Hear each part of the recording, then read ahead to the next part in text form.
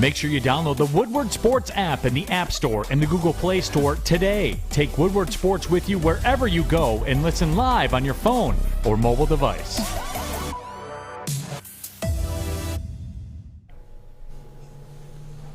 Good morning, you beautiful people. I hope you're all having a great start to your Thursday morning.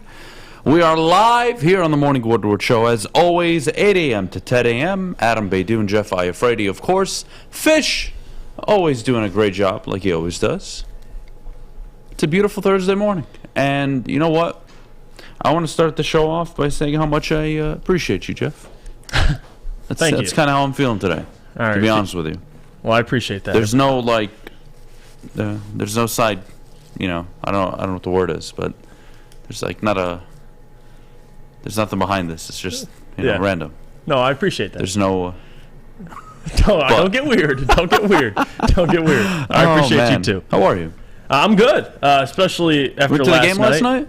No, I didn't go to the game. I watched the game and got to see that whole mess unfold. Pistons, man, they had a lot built up. A lot of anger, clearly.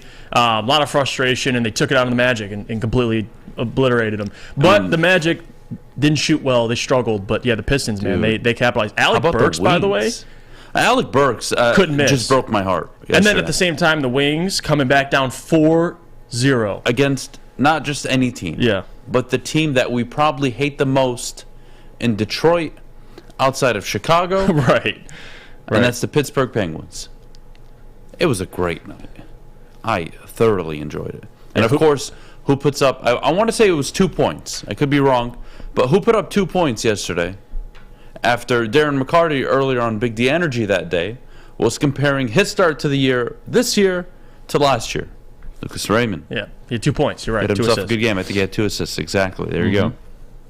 So, we're going to start the morning off with some Wings, with some Pistons. Obviously, Killian Hayes. Look... He's French, right? He's got that inner fight in him. He's got that dog. He's got that European to him a little bit, right? Right. And I think yesterday he wanted to be like Mike Tyson, and who doesn't? I'm sure if I gave you the option to be Mike Tyson, you probably would want to be Mike Tyson. No? So Killian Hayes, inner beast woke up in him, was sick of being pushed, and he started swinging. Bit dramatic, but no, because I'm in a tough spot here. And I tweeted this out last night because I've never seen Killian lose his temper like that. So clearly there was obviously a disrespect. I mean, Mo is known as a dirty player. I mean, he takes those type of shots, and obviously Killian Hayes didn't appreciate that. Nor did anybody on the Pistons. But as soon as he pushed Killian into the bench, you saw this rage in Killian's face. Like, they're holding him back. He's just fighting through coaches. And you see Mo. It almost looked like, and we talked about this before the show, he was kind of just frozen there looking away from Killian. And I'm not a cheap shot guy. I know D-Mac brings up the cold cock. If you tap on a guy's shoulder, he looks at you, then you hit him. This was the opposite. I mean, you hit him in the back of the head, which obviously, I mean, I watch... Big MMA guy, big UFC. I mean, that's a knockout. That part of your brain, you get hit there. Tua got hit there on the ground on Sunday and had a concussion. So it's a dangerous swing, although I praise Killian for standing up for himself, obviously, for a guy that doesn't really show a ton of emotion. Lately, he's been showing a ton of it. But there's not really an excuse for that one. I can't praise him for pretty much knocking out Mo. But I'm not going to, allow or at least give Mo any credit for what he did to Killian. I mean, it was dirty what he did, pushing him into the bench, but it is what it is. This is basketball, any sport. I mean, guys, it's going to get heated. But for it to escalate to that, Killian Hayes is probably going to get suspended. Now, is it 1 game, 2 games? If it's any more than 2 games, I would probably lose my cool here. Okay. But at the same time, I didn't like the shot, but I'm not going to sit here and argue with it. Mo's a dirty player. I mean, he's been doing that for a while. So somebody was eventually going to swing on him. I mean, he was that's kind of his MO. But for Killian, man, he let it fly last night. Well, you know who was in line waiting for that to happen? Your boy, Corey Joseph. The lucky Corey didn't get in there, man. God. Yeah, Hamidou got benched last night, or ejected last night. So. Yep. Look, but hey, I like the little rivalry they got going on here. Yeah. Paulo, Isaiah Stewart talking trash to Paulo. think called him a bitch ass. If I'm not, correct me if I'm wrong there, but maybe, I don't know. Honestly, I didn't catch that, but I love it. Beyond the point. I am concerned though with one thing. Jaden Ivey. When I bitch and complain, which apparently I do a lot of on this show, when I do, there's always a reason behind it. Right. So when I'm complaining or I'm bitching about Dwayne Casey, this is why. Alec Burks, by the way, last night had himself a night. Started the game 10 for 10 from the field. Excellent. He was flawless last night. What do? You're hot? YOLO. I get it. Yeah, he was ridiculous. But this Bay too. This is becoming a common theme here with Jaden Ivey, is he has no understanding, and maybe not him only, but really this team has no identity on offense. And I've been saying it for months now. And look, you know what? Killian Hayes' rise and progression, that's been really good to see this year, right? Cade Cunningham out for the year. That's unfortunate. Jeff, just over the last 15 games, he's taken less than 10 shots on 7 different occasions. Every other game, he's taking less than 10 shots. What? And again, last night they were beating the Magic. They were beating them hard. To be honest with you, I want to say he was 0 for 3 from the field for probably the first 3.5 quarters. And then late on in the game, he took an additional 3-4 shots. Okay, cool. His game is what? I don't know with this team. He's not the primary ball handler. At times he is. He takes it down the court, but he's passing it off so quickly. That is the one thing I am concerned about, because I'm not saying he needs to jack up 14, 20, 22 shots a game. I'm not. But there is no consistency to his game, and it's because of this offense, man. I mean, look at the minute disparity, too.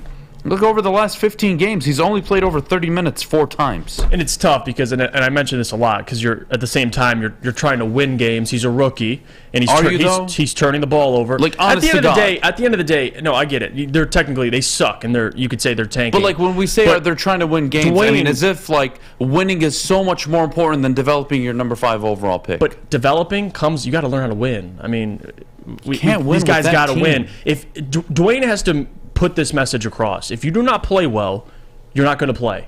Just because you're a rookie, that doesn't give you the right to finish games. You have to earn that.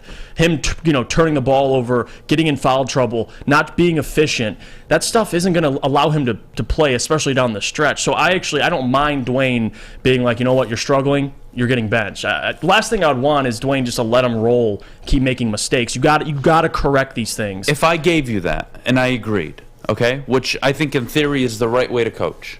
Right. He's not learning. And not only is he not learning, the coach isn't changing.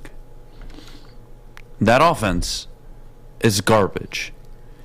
In the modern NBA, that offense is hot garbage. There is no movement. There is no spacing. Look, I don't want to bring up just the downside to last night, right? Jalen Duren, my goodness. Yeah, he's a monster. 18 boards, I believe. He's the best player. He had a phenomenal game. Best player on the court. Yeah. He's going to turn into something in the NBA. He's going to be something. Mm-hmm. How good, I don't know. But he's going to be very good for a long time. Yeah, I mean, talk about a guy who Dwayne has consistently, and you've seen this over the stretch of games. He's going to get more and more minutes, though. Yeah, him trusting Duren. I mean, Duren played 34 minutes last night. So, again, it's not like Dwayne won't play you minutes. I mean, if you're going to be impactful, Saddiq Bey last night, 35 minutes. Alec Burks, 31 minutes. Beydoun played 36. Look, I get it. Burks last night deserved to be on the court. The dude could not miss. Saddiq Bey had one of his better games. Right. But I'm sorry. I've invested my future in you being my 2-guard. That could be the yin to my yang with Cade Cunningham. I'd appreciate it if he gets more than 22 minutes every 3 games, where you're just dropping his minute. What are we doing? He's a rookie. He doesn't need a minute count. He doesn't. He doesn't take shots. Why? There's no way he can create his own shot. Or when he does take shots, he's a rookie. He's still developing his 3-point game, right? Yeah.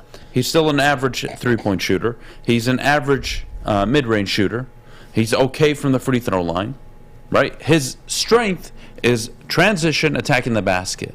Well, how can you do that when that's not how this team plays? They slow it down. Right. And they don't even have an offensive set. Well, even without an offensive set, they still led the Clippers by 14 with 3 minutes left. So I get what you're saying, but they got to close these games. But I'm more concerned about development than I am about wins. What development haven't you seen? Jaden Ivey, has he developed really the last month and a half, 2 months? He's looked better the last stretch of games. I mean, last night he looked like absolute. I mean, he didn't look good. Trying to use the right vocabulary there, but he looked bad. And same way, Duren. Clearly, ever since he got in the starting lineup. Duren is clearly taking that next step. But for me, with Ivey, he's got to be more involved. That's, I think, more of my concern. Yeah. Is I don't need every 3-4 nights him dropping below 20, 24 minutes and him not taking enough shots. He needs to take those shots. It's the only way he's going to learn in the NBA.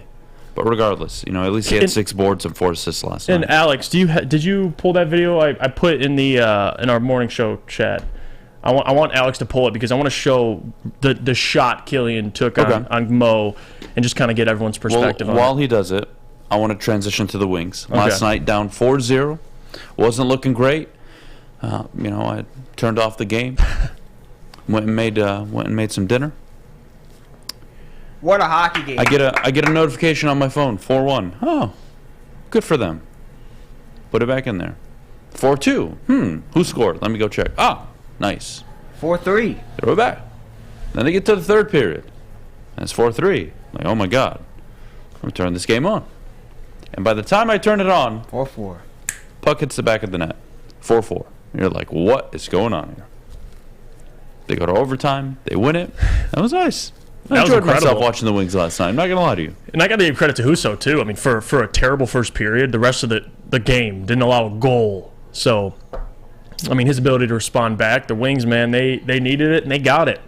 Doesn't matter how, just the matter they won, and they did. So it was nice to see, honestly, the Wings and the Pistons both winning the same night, and the fashion in which they won, too. The Wings coming back down 4 goals, and the Pistons pretty much taking the lead and never losing it against the Magic, and then all that happening and unfolding against the Magic. Do you have it, Alex? Okay, here, let's play this clip real quick, and we can even talk over it. All right, Killian, show me your best Mike Tyson impression. So, look at this. Okay, yeah, he tensed up after that. He tensed up after that, dude. Did Mo actually get knocked out? Because look at him. He's just he's sitting there, boom. See, I think he got knocked out by Diallo hitting him into Isaiah Stewart's chest. Look at this. Or the whip. I don't know. That doesn't. I think what Killian Hayes did isn't even the problem. I think Diallo is the one that knocked him out. If he got knocked out. Yeah, listen. I still don't understand what happened. Yeah, I'm not going to sit here and say he got knocked out. I don't know, but clearly the shot to the back of the head is never. I mean, look at that. That is the most French. See, this is why the French fucking needed our help in World War II. I mean, they fight like that. I mean, what do you want? You know what I mean? I'm sure. Look at that. That wasn't even a punch. That was like a. Yeah, Mo is a professional. He's a flopper, but at the same time, regardless of what happened after he hit him, the fact you can't hit somebody in the back of the head, man. I mean, that's a cheap shot. You can't be swinging at anybody in today's game. 1983, my God, that would be front page. Hell yeah, let's go, baby. Right.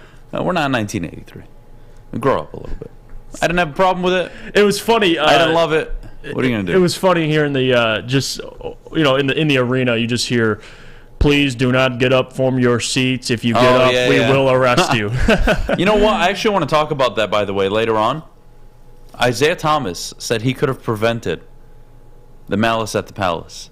Have you heard that story? I my goodness. I can't wait to have this discussion. We'll get to that a little later on. But before we do, I want to talk about Jim Harbaugh's legacy at Michigan. So, this has been building up with me personally for years now. Right. And I think we really need to understand, before Saturday ever happens, why we're here, how we got here, and the work, and really his defining moment that changed everything. We'll get to that coming up next, but before we go, Jeff, I got to tell everybody about our good friends over at Bedrock Detroit and what they have done downtown, which is decked it out completely for the winter season. Decked Out Detroit brings you the Monroe Street Midway, winter bumper cars, puck putt, you name it, they've got it. Food and drinks, of course. Shop, eat, and play downtown. thanks to our good friends over at Bedrock Detroit. Introducing the Planet Fitness Guide to getting that post-workout glow. Step 1. What's your why? More epic energy? Better sleep? Blow off steam? Step 2. Join Planet Fitness for just $10 a month and get moving in our clean and spacious clubs. Step 3. Bask in that post-workout glow. Join Planet Fitness today for just $10 a month. Join today at any of the 50-plus Detroit area locations. 3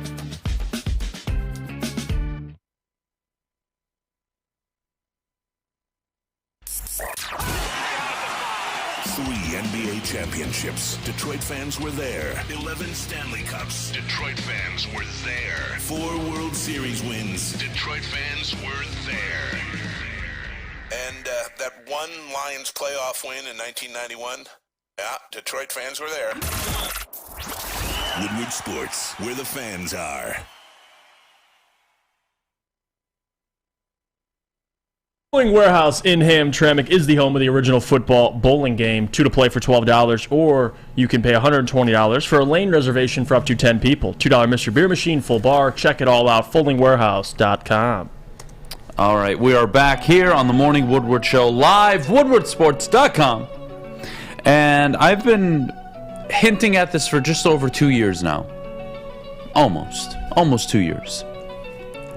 So last season, after the Michigan State loss, I think that was probably the, oh my God, what are we going to do moment as a Michigan fan base, right? People were frustrated, rightfully so. A couple suspect calls in that game that went against them. They blew a double-digit lead. A lot of frustrating things, right? And then it was Jim Harbaugh can't win the big games. And then we had the conversation, Jeff. Well, is it that he can't win the big games, or he's been a bit unlucky, and 2, he is coaching better than any coach you've had probably since Lloyd Carr. So, what's your standard? See, we hold Jim Harbaugh to this luxurious standard because, well, he's an excellent coach. Right. But that doesn't mean Michigan was an excellent program prior to him coming. Prior to him showing up at Michigan were struggling. It was Rich Rod. It was Brady Hoke. It was a couple tough years, man. They had that 111-win season, I believe, with Hoke, and that was about it. That was tough.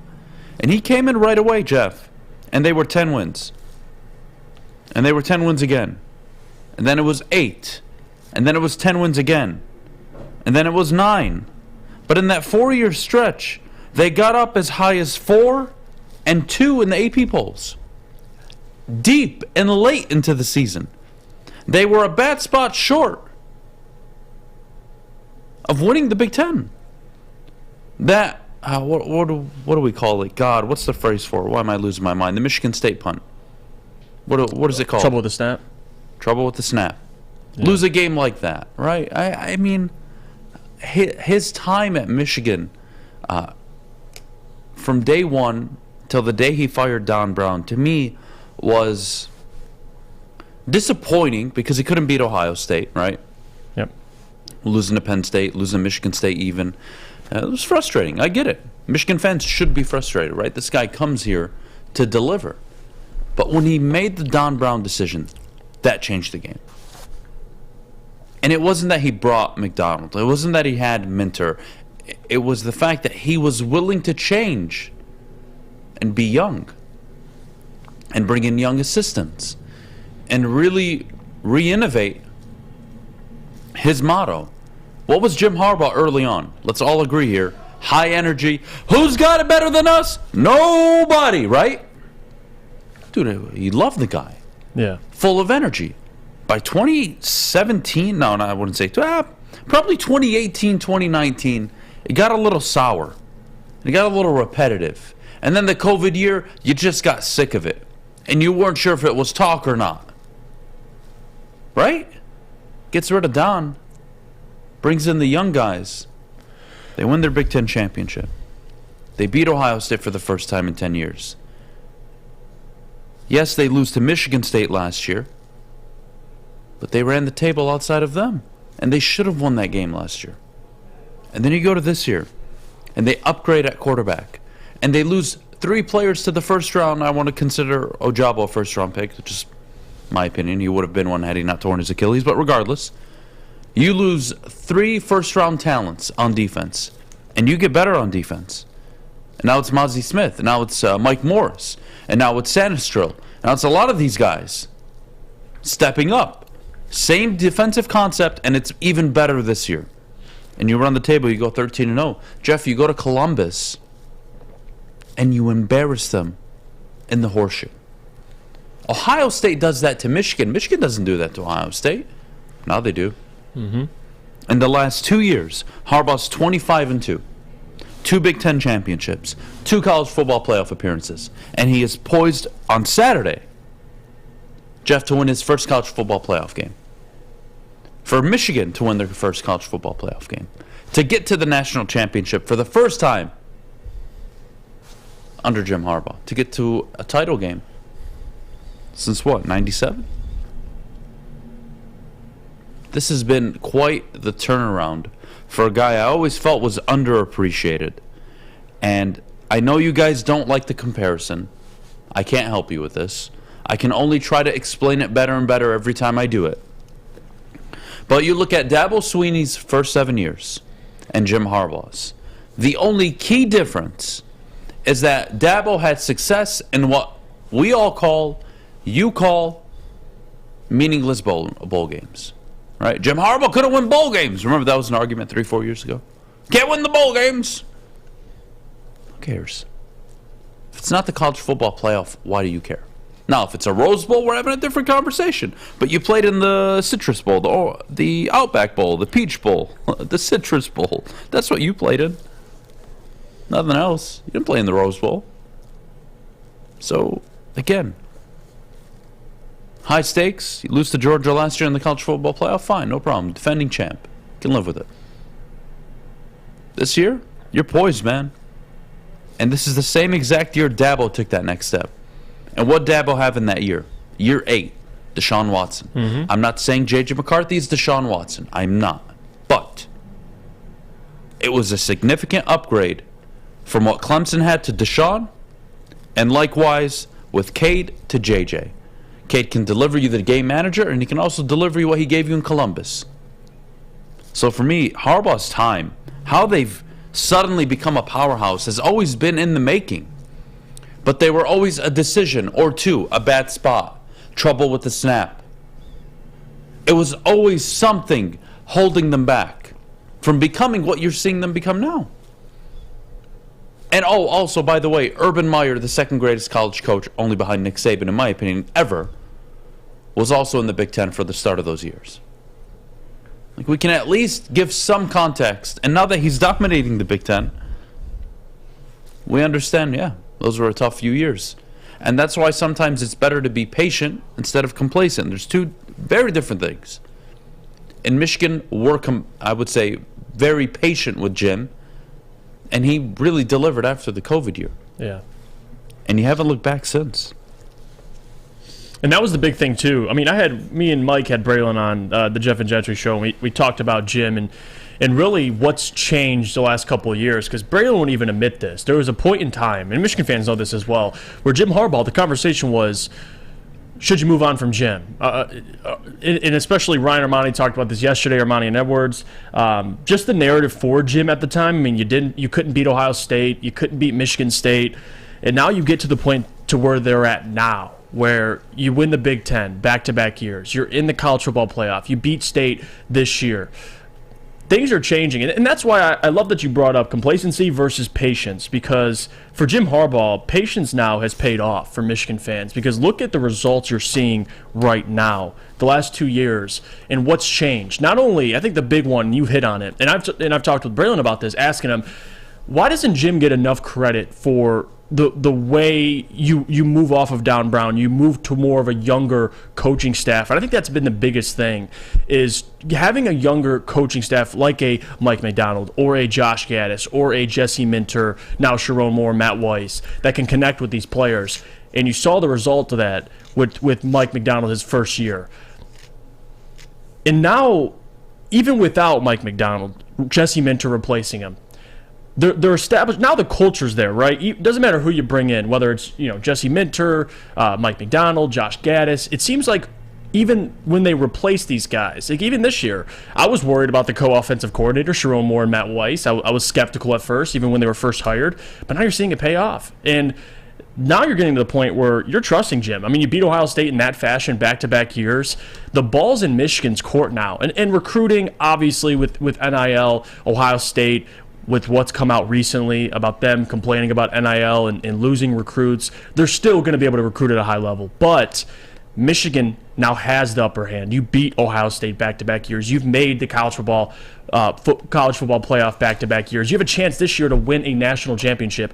That's how recruiting is going to change a little bit in your direction, because it's not just a transaction. And remember when Jim said this too, we're not transactional.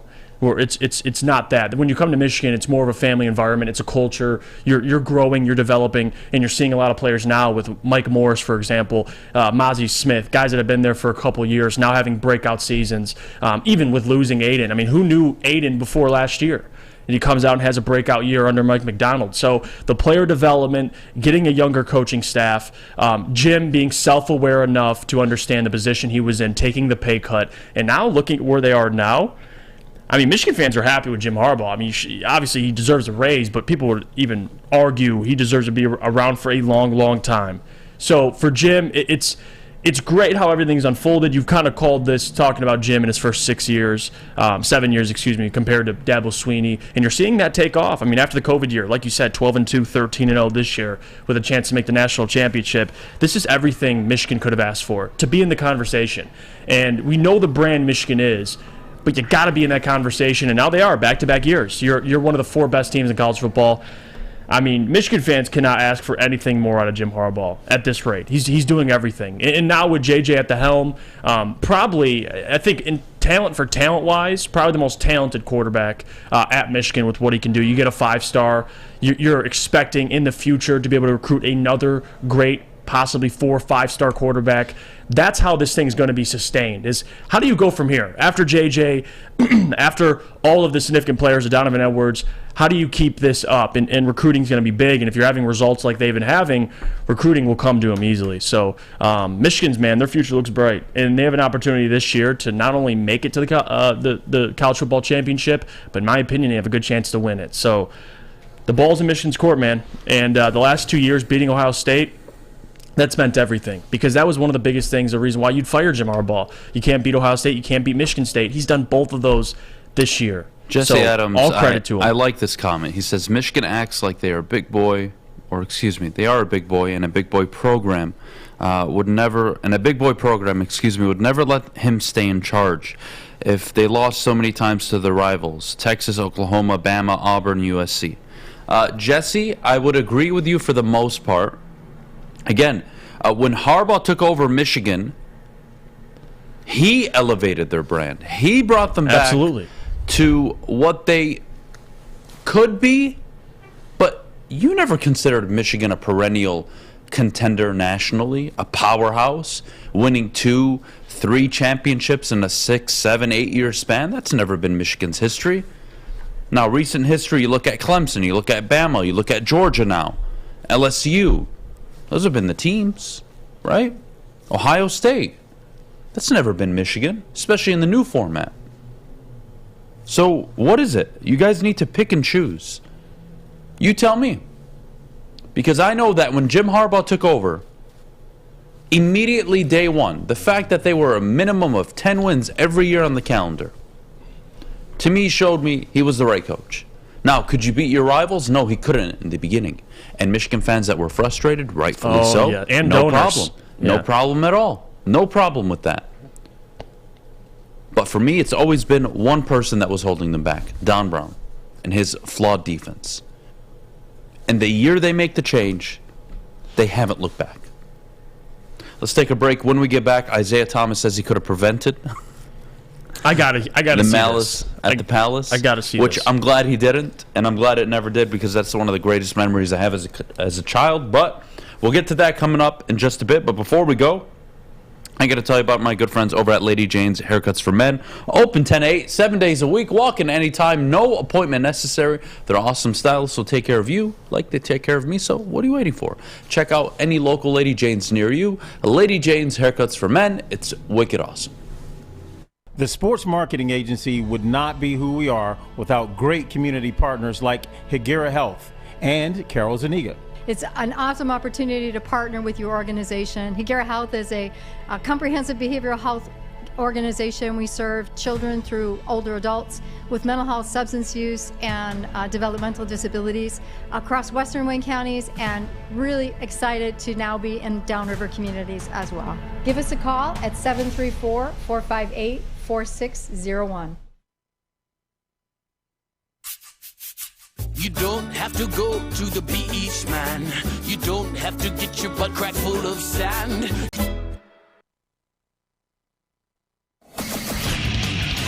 Get a shot up. This is for the win. All of Detroit's sports teams live on Woodward.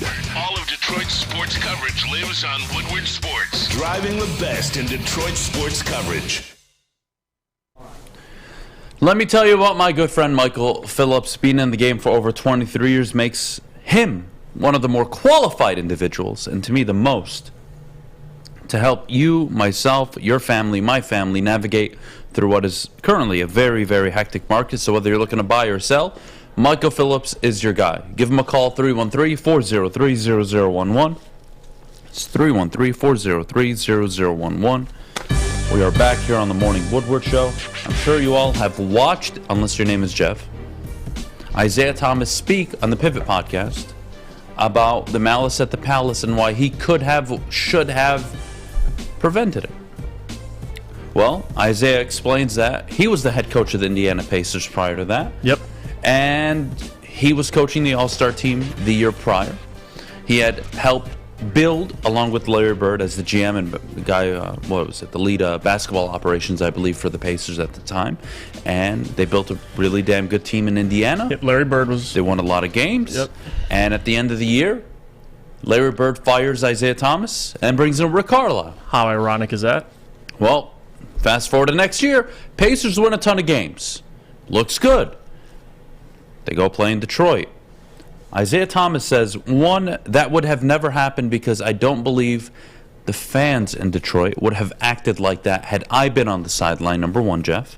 And number two, he believes, one, Rick Carlisle didn't understand his players yet. He was still learning.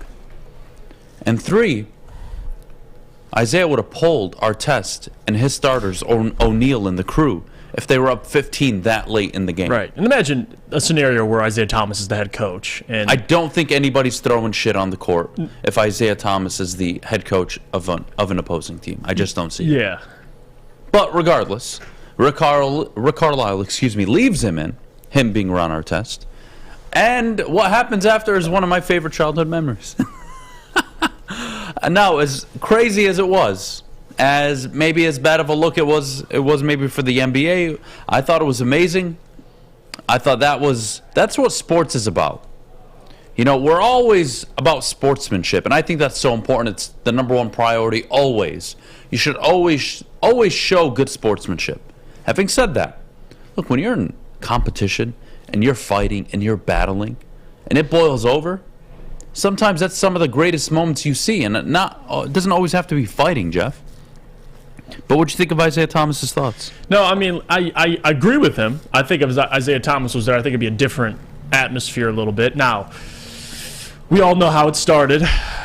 Ron Artest, the shot on Ben Wallace, and Ben was going through a lot at that time. I believe his mother passed away, and on top of that, his brother passed away earlier. So he was going through a lot, and then doesn't help, and Ron Artest hits you with a cheap shot. So, of course, takes his anger on to Ron Artest, and the rest is history. But Isiah Thomas, if he was head coach, I mean, who doesn't love Isiah Thomas? He's Detroit's stepbrother. He's really, or Detroit's son, however you want to call him. I think if he was there, things would be a little different. Because like you said, he would have pulled the starters. And if you pull the starters, Ron Artest doesn't take the cheap shot on Ben Wallace, which then led to the scrap between those two, which led to the cup being thrown. It's this butterfly effect. Who knows? But I tend to agree with him, though. I think if Isiah Thomas was head coach instead of Rick Carlisle, there'd probably be a different amount of respect from Pistons fans. But who knows? I mean, the guy was intoxicated who threw the cup. You never know. But I think if he threw the cup at somebody other than, Ron Artest and Steven Jackson wasn't out there, maybe they don't want to scrap. But, no, I agree with him. I don't think Isiah Thomas should have been fired, even though Rick Carlisle did take that team and they had success. But the year before, the 2 years before Isiah Thomas, they were getting better with Isiah Thomas. So I would have liked him to stay and be the head coach, but that's business. Can I defend Isiah Thomas a little bit? I think he deserves to be defended a little more than probably what he is nationally, at least. Isiah Thomas isn't just one of the greatest point guards we've ever seen. People forget how important he was. Just for basketball in general. Dude shows up, handling the ball his first few years in a way that maybe only Magic could. And he played in an era where he had to overcome McHale, Bird, and the Celtics. He had to overcome Magic, Kareem, and the Lakers. He had to overcome, and I wouldn't say overcome because he dominated the series between the Bulls, but he had to fight with Michael Jordan, a young Michael Jordan. And even later on, 89, 90, 91, that 3-year stretch, people forget, maybe not in Detroit, but the Pistons won 2 out of those 3 series. And conveniently, national media only remembers 91 when Jordan finally got over the hump. But Isiah Thomas and the boys put his ass in shape for those first 2 years. Nobody acknowledges it. Oh, along with back-to-back championships. Should have been a three-peat, but we don't need to talk about that first title game. Isiah Thomas, I don't understand how underappreciated he is. Even, you guys watched The Last Dance, I'm sure. You guys all see Michael Jordan calling him an asshole. Fuck you. Michael, you were an asshole too. What? Of course Michael is nice to Karl Malone and John Stockton. He beat their asses. Well, of course he showed respect to Magic Johnson. He beat his ass. Most good players have a little asshole in them. I mean, let's be honest. Of course he liked everybody except Isiah. Why? Because Isiah and the Pistons were busting his ass year after year. Yeah. So what is it? I don't get the deal with the Isiah Thomas stuff. I never will. I was too young. All right, I'm just very well versed in the history of, this town and in sports. But I never understood how underappreciated a guy like Isiah Thomas could be when he was one of the better basketball players to ever play the game. Right. Top 25 in my opinion. Should be top 20, but it's a whole different conversation because of the whole Stockton crap. But anyways, led the Pistons to back-to-back titles.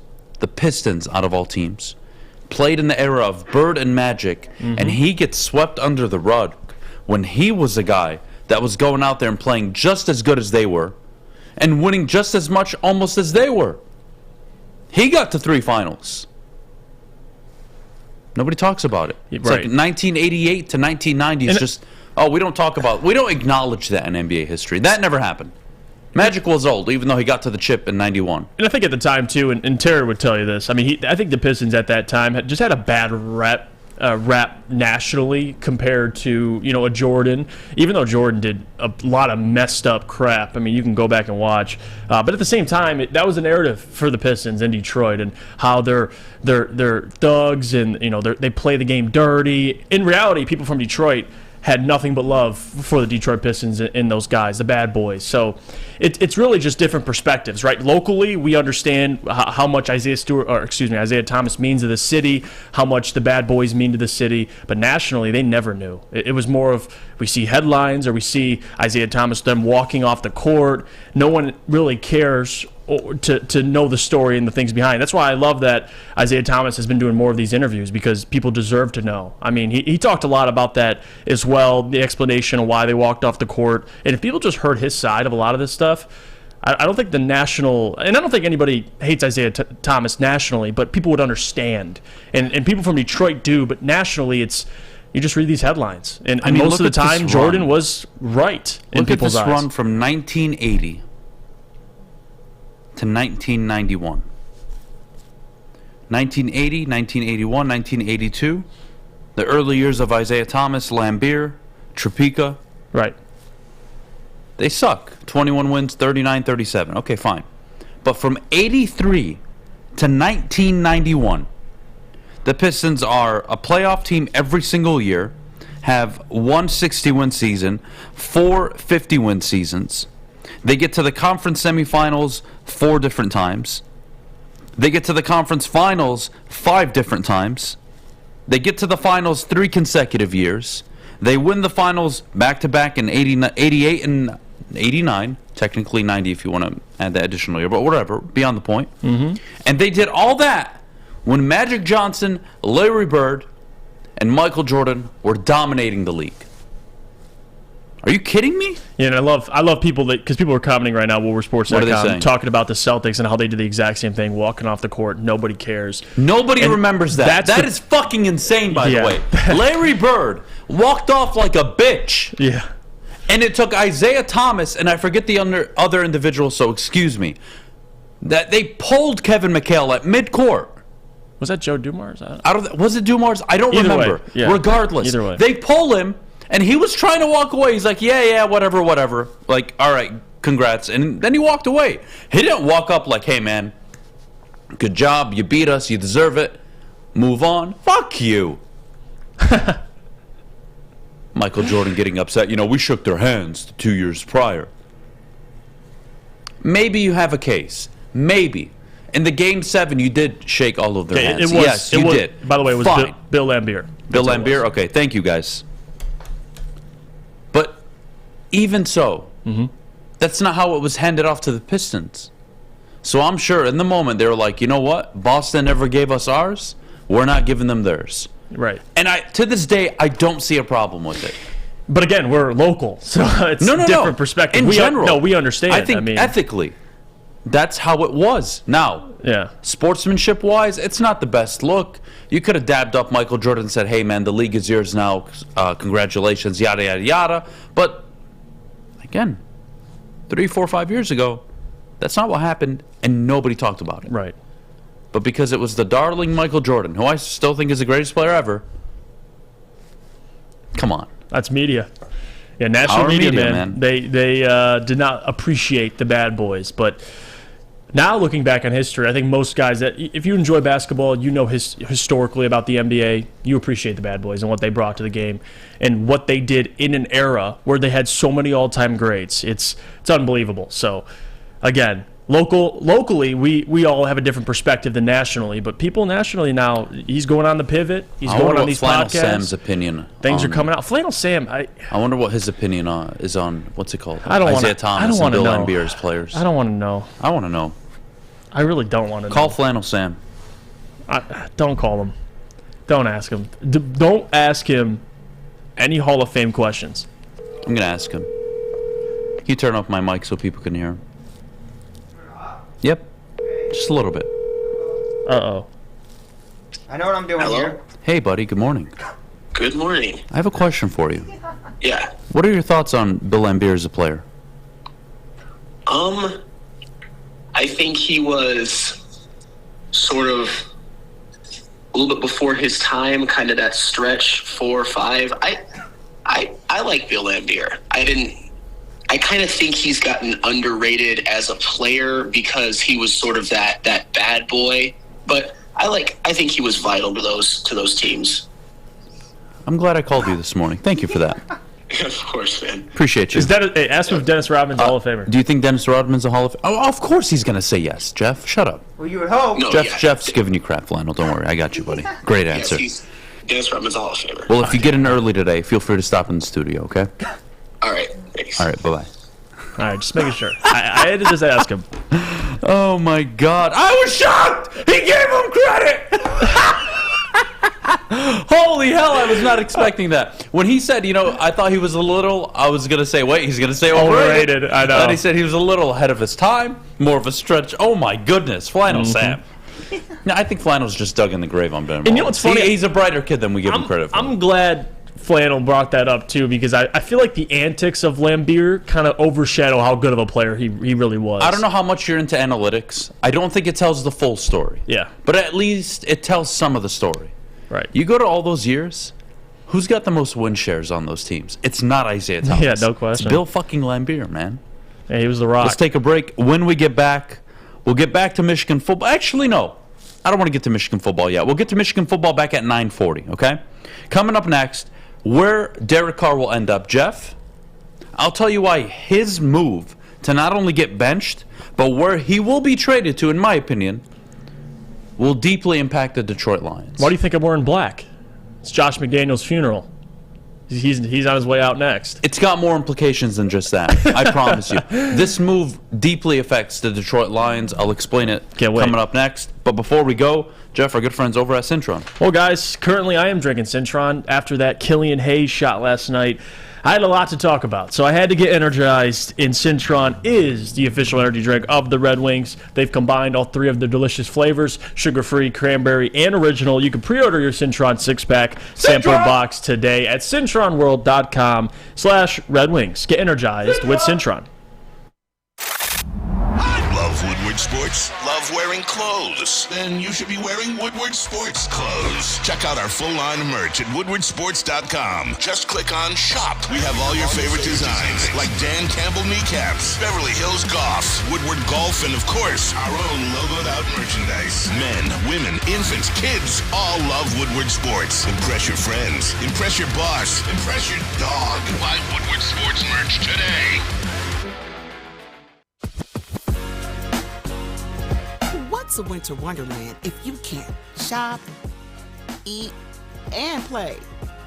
Lucky for you, you can do it all at the Downtown Detroit Market, Cadillac Lodge, and the new winter version of the Monroe Street Midway, all located just across the street from Campus Martius Park. Find the fun at deckedoutdetroit.com.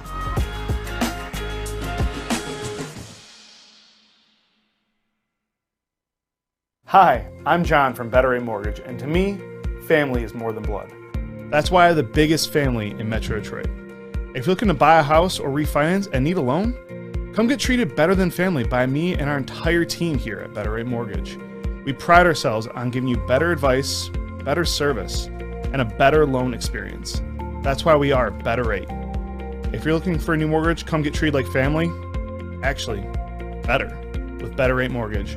Visit us at mybetterrate.com or call at 248-480-4467 today. We are the network for Detroit by Detroiters. Welcome to the Woodward Sports Network.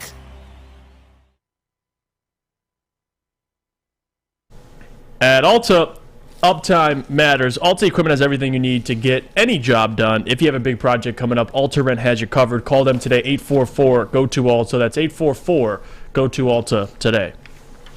All right, we are back here on the Morning Woodward Show live, woodwardsports.com as always. That was a fun conversation. Hopefully Flannel Sam will get in a little early. Maybe we revisit a little later on, because I have a few questions for him. I just want to go through different players and ask if they're Hall of Famers, just to see if I can get them with one. I think it's just the Ben Wallace thing. I don't think he's that much of an idiot. I just want to test him. It's just, look, we all have that one thing, right? We all have that one opinion that's probably really shit, right? And we won't move off of it because our pride's at stake, all right? Maybe that's the case with Ben Wallace and Flannel Sam. Who knows? Anyways, the Raiders have officially decided to bench Derek Carr. Okay? Now, what does that mean? That means they're probably going to lose these last two games. Yeah. What does that also mean? That also means that Derek Carr likely will be traded at the end of the year. Now, why does Derek Carr fucking matter on a show where we typically only talk about Lions football? Well, it impacts the Lions. Because if the Los Angeles Rams win one more game, and the Raiders lose out, the Rams pick will fall from 7 to likely 10 or 11, and the Raiders will jump into the top 7, maybe even in the top 5 if they lose out. And a few things go their way. But all it takes is one win from the Rams, because the Rams beat the Raiders. That jeopardizes your Rams pick completely. That's the first aspect of this. The second aspect, Jeff, and I want to get your thoughts on this, is I think everybody and their mother is already hollering, the Jets, the Jets, the Jets, trade him to the Jets, the Jets. I got another place. You guys ever hear about San Francisco? That, to me, is the destination. And if I'm Kyle Shanahan, I make that happen. Because you think he can win a Super Bowl, and I know I do. But if we really think he can get to a Super Bowl, dare I say win it with Brock Purdy, yeah, I think he'll be just fine with Derek Carr. And Jimmy G, again, unfortunately was injured this year. It kind of derailed what they had going on, but regardless. Jeff, Derek Carr, to me, yeah, he can go to the San Francisco 49ers. He's a quarterback that I think you would even consider trading for if you're a team like Indianapolis, Tennessee. if you're a team like Tennessee, if you're a team like the Jets. But if I'm Derek Carr and I had preference, I would love to go to San Francisco. Oh, yeah. And the NFC is much easier than the AFC. So this really impacts the Lions both ways, because if he gets traded to the NFC, that's a problem. Not because he's a problem, but given his situation, if it is San Francisco, they're going to be a problem for years to come. And then you look at the draft pick situation. If the Rams win one more game, which knowing Sean McVay, the fucker will pull it off, they will be picking behind the Las Vegas Raiders, Jeff. Which means their pick could fall from 7 as low as 11, 12, or 13. And that is terrifying. It's funny how things change. Talking about the top 4 pick, top 3 pick, and now we're probably looking at a top 8 to 10 to maybe even 11 from the Rams. But again, it doesn't change how I feel because you have a guy like Brad Holmes who you have faith in.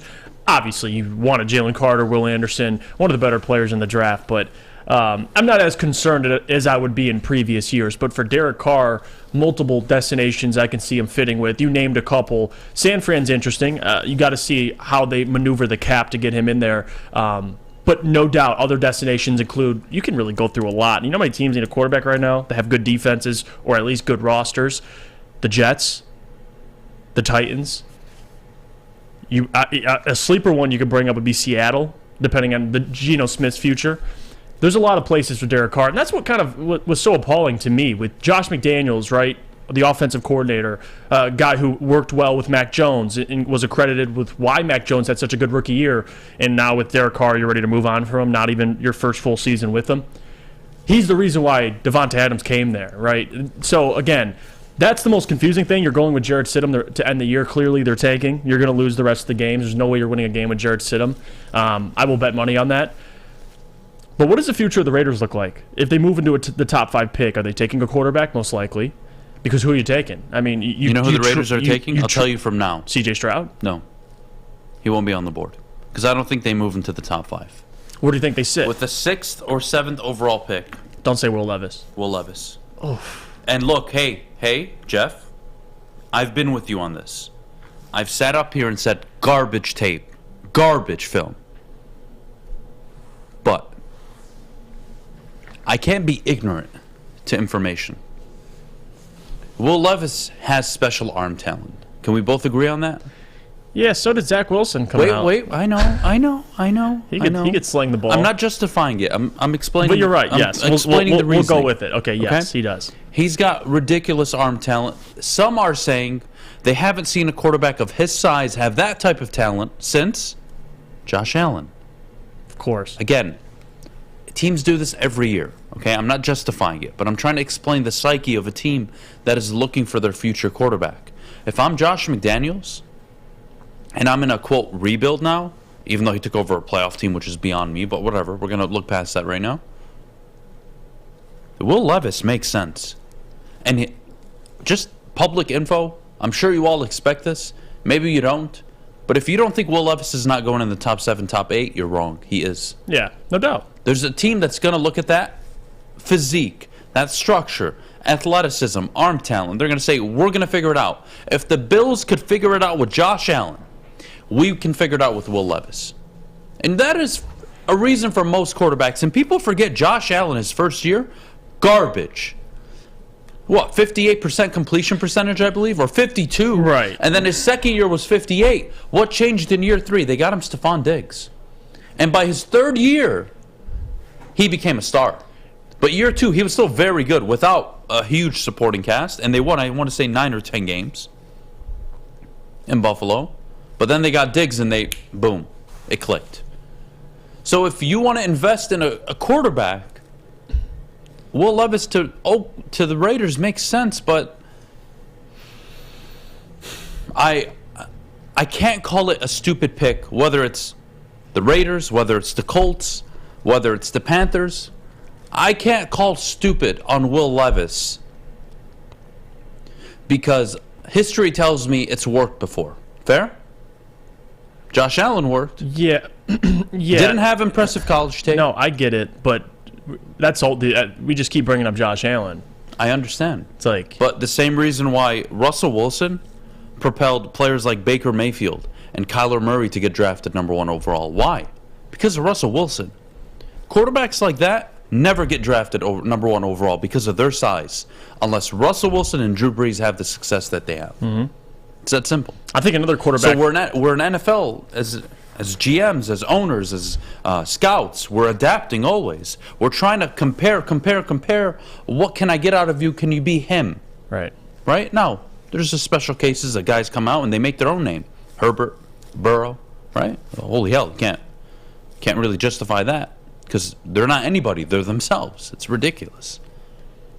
But not every team is lucky like that every year. And you know what? It took Lamar a bit of time. It took Josh Allen a bit of time. It's okay to develop your franchise quarterback. If there was one in Detroit, I would put my arm around him, and I would be as patient as possible up until year 3. And by year 3, if he didn't take that next step where he was one of the better quarterbacks, then it's a bust. Yeah. But it's okay if they struggle early. I think people forget, like, oh, these guys just come out guns blazing like Mahomes and Herbert. No, it's not always the case. And that's why when you see Robert Saleh come out a couple weeks ago and say they demand results right now for young quarterbacks. It's not fair. He brought up Zach Wilson. Then 2 weeks later, Zach Wilson's inactive for the rest of the season. So he's a whole different problem. But I know, but that's the point I'm making is, yes, you're right. With certain guys like a Josh Allen, he's an anomaly in most cases because he struggles and you see the development. Now he's one of the better quarterbacks in the league. That doesn't always happen. Like for every Josh Allen, you have a Baker Mayfield or you have a Josh Rosen, Sam Darnold. These guys, and I get Josh Allen, you want to keep bringing up, that's fine. You want to make the comparison. Anthony Richardson's another guy that I think will slide up the draft boards as well because you see the potential. He's 6'4", he's got a cannon. But at the same time, I'm just different with my philosophy of a quarterback. I don't look at guys like Anthony Richardson or Will Levis and say, you know what, those guys, they can develop into great quarterbacks. I'd like, if you're going to take a quarterback, I want somebody that you have faith in. That's why Bryce Young's really the only one that I'm sold on completely. The rest... Would you take Will Levis? That's my question to you. No, I wouldn't. And then I respect that. Yeah. And to be honest with you, if I'm sitting there at 5 or 6, well, let me change. I wouldn't take him top 5. Maybe even if he's there at 12, 11, 13, 14, whatever, you can take him. The only way I take Will Levis is completely dependent on where I am as a team. If I'm the Houston Texans, I'm not doing that. I'm not going to be able to support him. And do I have 2 years? Because that's what we are hearing. It's going to take 2 years for him to develop. You know whose timeline that is? Josh Allen.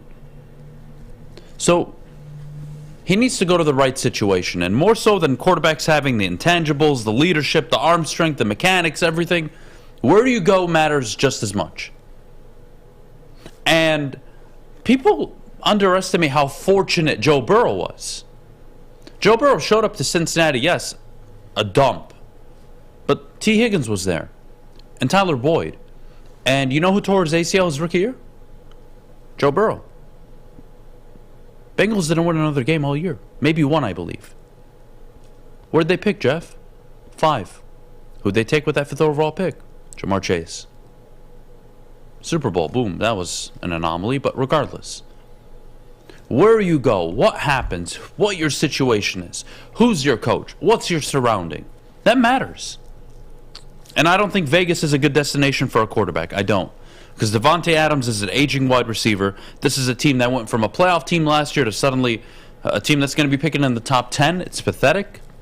Rick Bisaccia did a better job. I don't know what the Raiders are going to do. I don't. But if the Raiders take Will Levis, yeah, and I know you say Devontae Adams, he's 30 years old, but he's still, he's top 5 in yards. So there you go. If you Stephen Baffy, I like this comment. If you have Will Levis, should have a good year with Devontae. No excuses there. We have to go to break, but I want to continue on the Will Levis train, and then I want to move into Justin Fields maybe at 9:15. Okay. Mm-hmm. But Stephen Baffy says, funny how Levis fits for other teams, but not the Lions. And I think he's got a point. Because what do we talk about all the time? Who's got one of the better situations for a young quarterback in the NFL? The Lions. But they have bigger needs than just quarterback. That's what I would argue. I understand, but... To take a...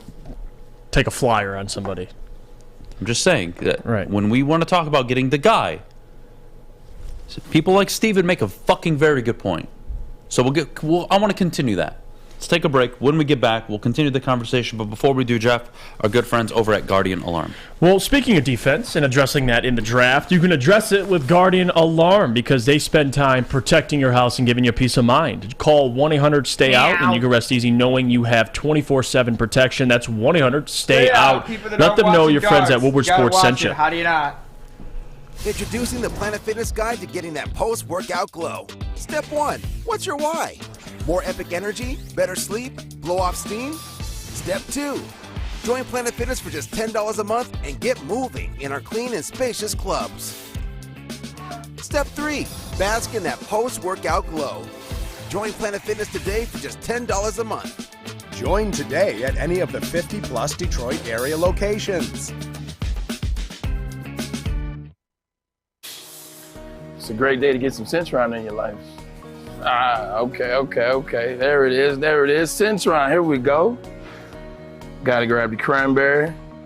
Oh wait, it's 2 for $4. Gotta double up with the classic as well. Centron World, baby. Centron, available at select Kroger's, and if you wanna know how, go to @CentronWorld.com. You get dope like me. You know what? Why wait?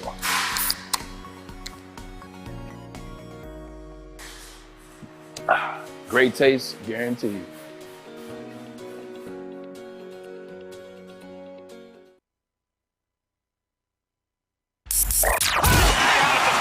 Can't get enough Woodward Sports content? Head over to woodwardsports.com right now for up-to-date sports articles and great entertainment news. We have the best writers, bloggers, and coverage all at your fingertips. Head to woodwardsports.com right now to experience all Woodward Sports has to offer. All right, here we go. Wow. Holy hell, I lost my train of thought. We're back here on the Morning Woodward Show live, top of the hour, brought to you as always by the Monroe Street Midway. It's the Midway Minute. Make sure you go downtown, check out all the awesome events, foods, and drinks that they have to offer. Jeff, we're back here on the morning show, and I want to continue the conversation with Levis. Not to get into draft talk, but I think it's important that we have the conversation from now because, you know, people like Steven or Jesse or Anthony in the chat, what do we all agree on? Can we all agree the Detroit Lions have a great setup for a rookie quarterback? Yes or no? I think we all agree yes. Yes. Okay, cool. What does that mean? Well, it means eventually you're going to want to get one, but that doesn't mean Jared Goff is playing bad or that he can't be your guy for the next 2 years. So you can have a lot of different things. I'm with you. I'm in the camp of the defense needs to be addressed. The defense needs to be better. Because if I gave this team from week 1 to week 18 a top 18 defense, this would be a 10-11 win team. No? Mm-hmm. With the offense they have? Yes. You can't argue that. Mm-hmm. So that's where I'm at this morning. And now, go ahead. I was going to say, the question I would ask, too, if you're for Will Levis with that first or second first-round pick, two things. One, do you believe he's the best player available when you get to those picks? I could argue, depending on who's there, no. Now, if you like the potential, that's fine. Now, for potential reasons, I would ask you this. Do you think Will Levis will be better than Jared Goff? Simple question. Because that's the reason why I'm taking a quarterback. Bryce Young, I do believe I like his ceiling a lot. I mean, you see him in college, even last year, or this year, kind of, it's still going. But last college football's regular season, with all the receivers that left, he still played well, and they still won. So I like the potential with Bryce. With Will Levis, do you have confidence in taking him in the first round? Do you think he'll be better than Goff? I would ask you. And if you I would say for the next 2 years, no, he won't be. Eventually, I'm talking eventually. Will he have a career like Goff? And now, if you want to say, Jeff, well, he's on a rookie contract, that's fine. I will give you the rookie contract. How do I answer that honestly? Huh? Because why are you taking Will Levis? You're going to ask me that question, but the truth is, you know what? I don't care what anybody says. You actually don't know. And sometimes you're a quarterback and you walk into the right situation and you have the right attitude and you have the right work ethic and you have the right mechanics, the arm strength, the charisma, and you still fail. not going to sit here and say he's going to be better than Goff or that. Now, could he be? Yeah. Yeah, but I mean, you're drafting him to be better. You're drafting Bryce Young. You're drafting Justin Herbert. You draft these guys in hopes that they become that. We did this conversation yesterday about Cade and Ivy. When you draft guys at the top of the board, you envision them being like a Luka Doncic. Now, Doncic is special. He's different. He might go down as a top 10 player. I know it's a bit extreme, but the point is, you just want a superstar at the end of the day. And when you draft a quarterback, that's what you're looking for. Mm-hmm. And typically, superstar quarterbacks aren't sitting there in the second or third round. Now, you have your anomalies. In the second round, it's Jalen Hurts right now. In the third round, we've seen what? Russell Wilson. Dak Prescott was a fourth-round pick or third? One of the two. One of the two. You've seen it. But that is a rarity. Quarterbacks typically are taken in the first round. Right. Okay? And that for a lot of reasons, they succeed and they fail. And I'm not Nostradamus. But you typically have an idea of who can translate better. Mm-hmm. And I always bring this up, adversity.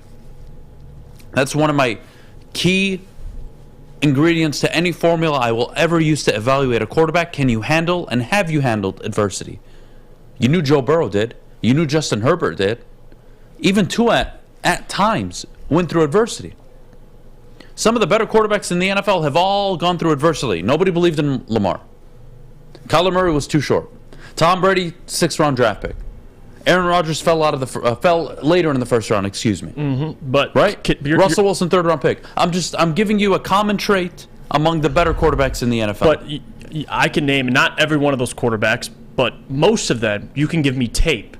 And I could be impressed. Give me one Will Levis moment this year where I should be blown away. There wasn't much. There wasn't much, but so you're drafting him based on hope. Like I think he can be better than Goff. He has the upside. Do you remember? But with certain quarterbacks you take, for me personally, I'm looking at, okay, what moments did this quarterback have? And if you want to bring up Josh Allen, I'm not going to argue with you because that's, again, I'm going to keep arguing this. He's an anomaly. To take a guy like that who went to Wyoming, wasn't anything special, but had the intangibles and panned out, I'm not taking that risk. I'm sorry. I'm not. I would rather, this team needs defense. Go out and get defensive players. I agree. That's what you need to do. I agree. Now, if Brad Holmes takes a Will Levis, that would tell me that he has confidence in his upside to be better than Goff. You're not taking him if you don't think he'd be better than Goff. Who's the North Carolina quarterback?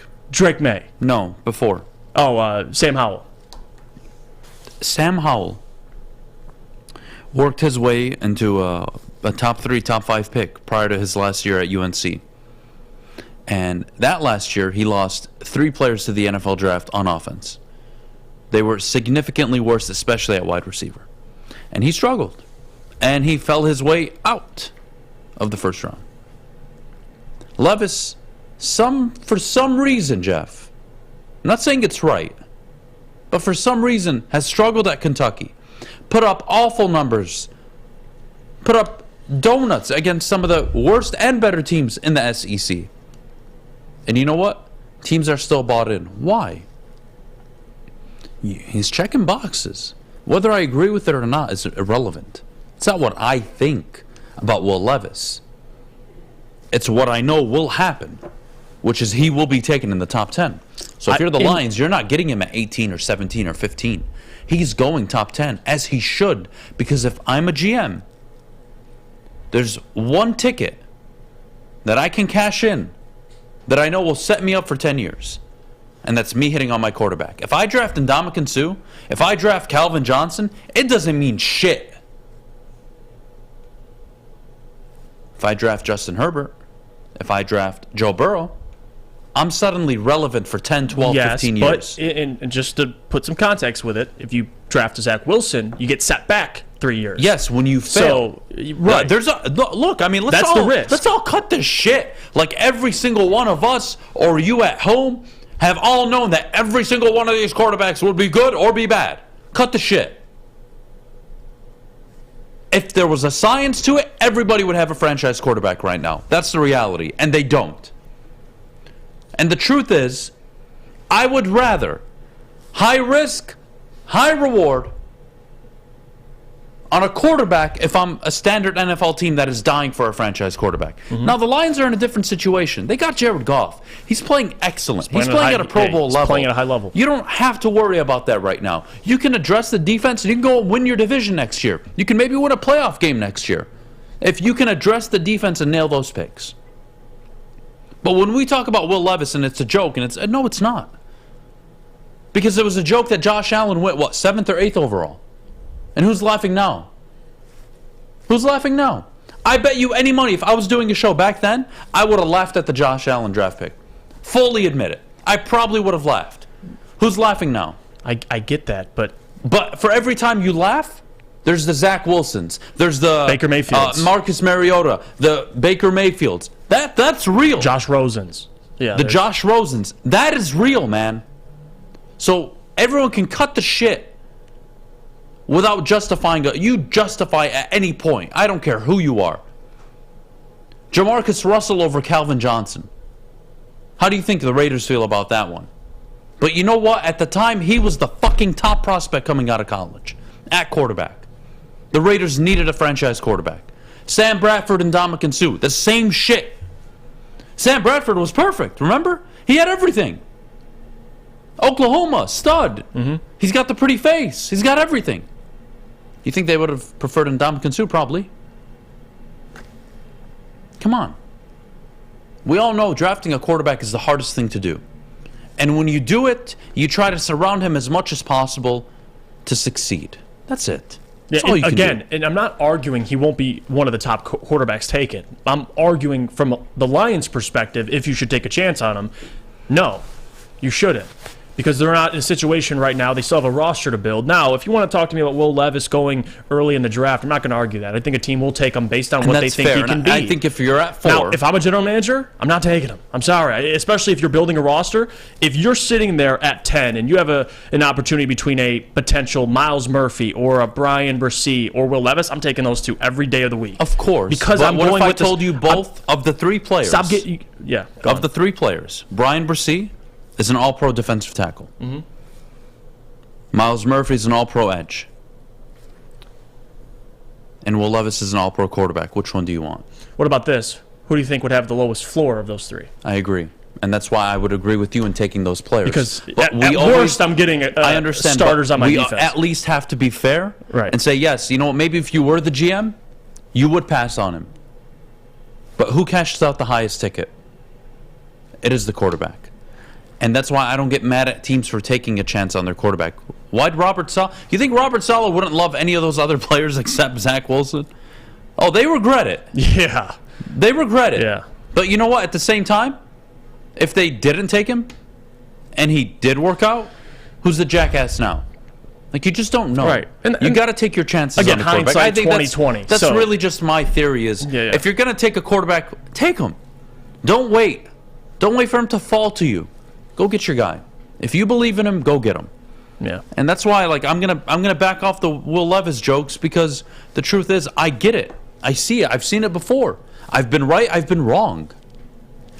That's the NFL, man. Yeah, and I will gladly admit I'm wrong if Will Levis comes into the NFL and is a fantastic and maybe quarterback. He doesn't work out. But it's just but at the end of the feeling. Day, I've watched a couple Kentucky games. I wasn't impressed. And now if you the box scores are ugly too. And it's not even all just because the box scores is one thing. People look at stats, but if you're actually watching, I'm not impressed. And again, Jeff.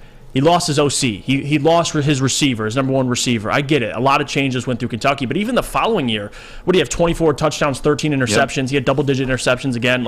And again, he can run. That's a big thing now with quarterbacks. He's mobile. I get all of that. You love the upside. Personally, this is just my opinion. If I'm sitting there at 7, 8, 9, I think there's just better players on the board. I'm going to leave it there with you because I agree with you 100%. Right. If you're the Lions, again, from the Lions' perspective, you're taking a Miles Murphy, a Kelly Ringo. You're taking one of these guys, Brian Bresee, if he falls. That's what you're looking for. You're looking for somebody to add to this defense because we all know if you can upgrade 2 starters in this draft, and maybe even 3 because you have so many picks. Now we're cooking. Now you got a top 20, top 18 defense. Now you got a team that's going to contend for the North. Right. So we're on the same page. I just think when it comes to quarterback, it's always so complicated. And I'm not a fan of drafting a Hendon Hooker, an Anthony Richardson in the second round, and, we'll take a chance. Go get me a player, man. Stop the shit. If you're going to take a franchise quarterback, you fucking take him in the first round. And if you luck your way into a Russell Wilson or a Dak Prescott, but even Dak, I wouldn't want Dak as my quarterback over Jared Goff. I like Jared Goff more. Yeah, I would agree. Russell Wilson was special. That's different. Again, the anomalies happen. But, Jeff, if I'm drafting, am I banking on an anomaly? Or am I banking on making the right decisions? And that's where I agree with you. Mm-hmm. You take those defensive players. And could I argue, too, slightly, because you talked about it, don't take players in the second round that you want to take a chance on, like an Anthony Richardson, or which I think he'll be gone before then. The only anomaly I want to say in the NFL right now of quarterbacks that have succeeded, I want to say in the second round of recent memory, is only Jalen Hurts. I don't think there's been another second-round quarterback maybe in the last 10, 15 years. But could I argue that Anthony Richardson, you look at him and you see the upside? I don't see the upside. But I'm not saying that. I'm saying okay, if you're a GM, you're looking at him, you're seeing the intangibles. Isn't that similar to Will Levis? It's the same thing. I mean, you're looking at Will Levis. Well, he can run. He's got the arm, and then you're looking at Anthony Richardson. He can run. He has the arm, the height. He's 6'4". He's big. Like it's, and you're talking about Anthony Richardson in the second round, but you're talking about Will Levis in the top 10. Like that's the. I don't get it, but who am I? I don't work in NFL. Look, in recent memory, the only quarterback that shows up is Derek Carr, like really recent. If you want to go the last 15 years, Drew Brees was a second-round quarterback. Andy Dalton was a second-round quarterback.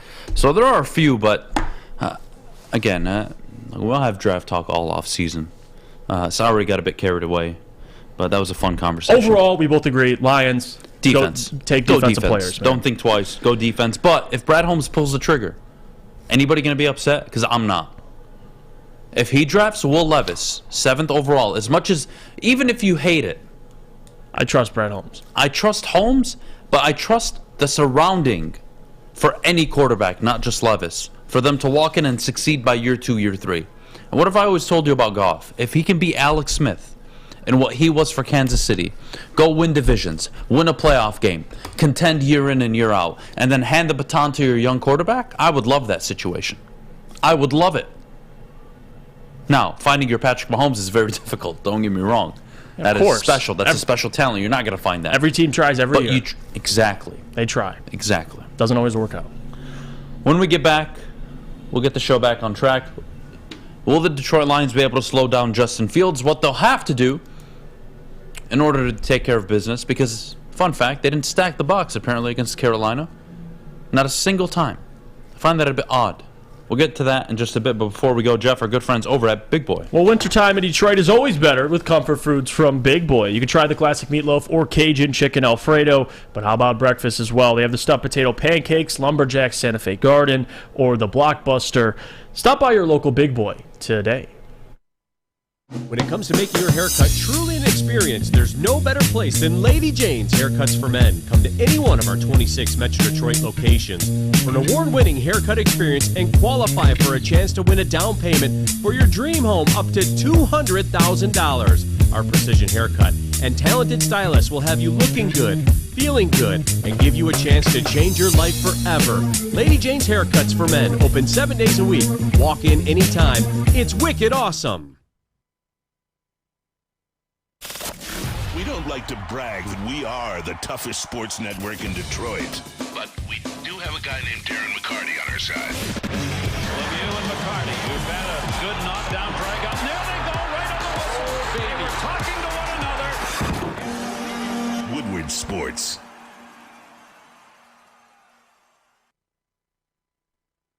Let me tell you about our friends at Chili Peppers Tanning, because it's where you'll find all the cleanest salons in the D with spotless, sanitized rooms and trained and certified tanning professionals. You can join the Pepper Club for all the best deals. They'll beat all competitors by $5. ChiliPeppersTanning.com. Hottest bulbs, hottest deals, darkest tans, your vitamin D headquarters, 27 locations and more on the way.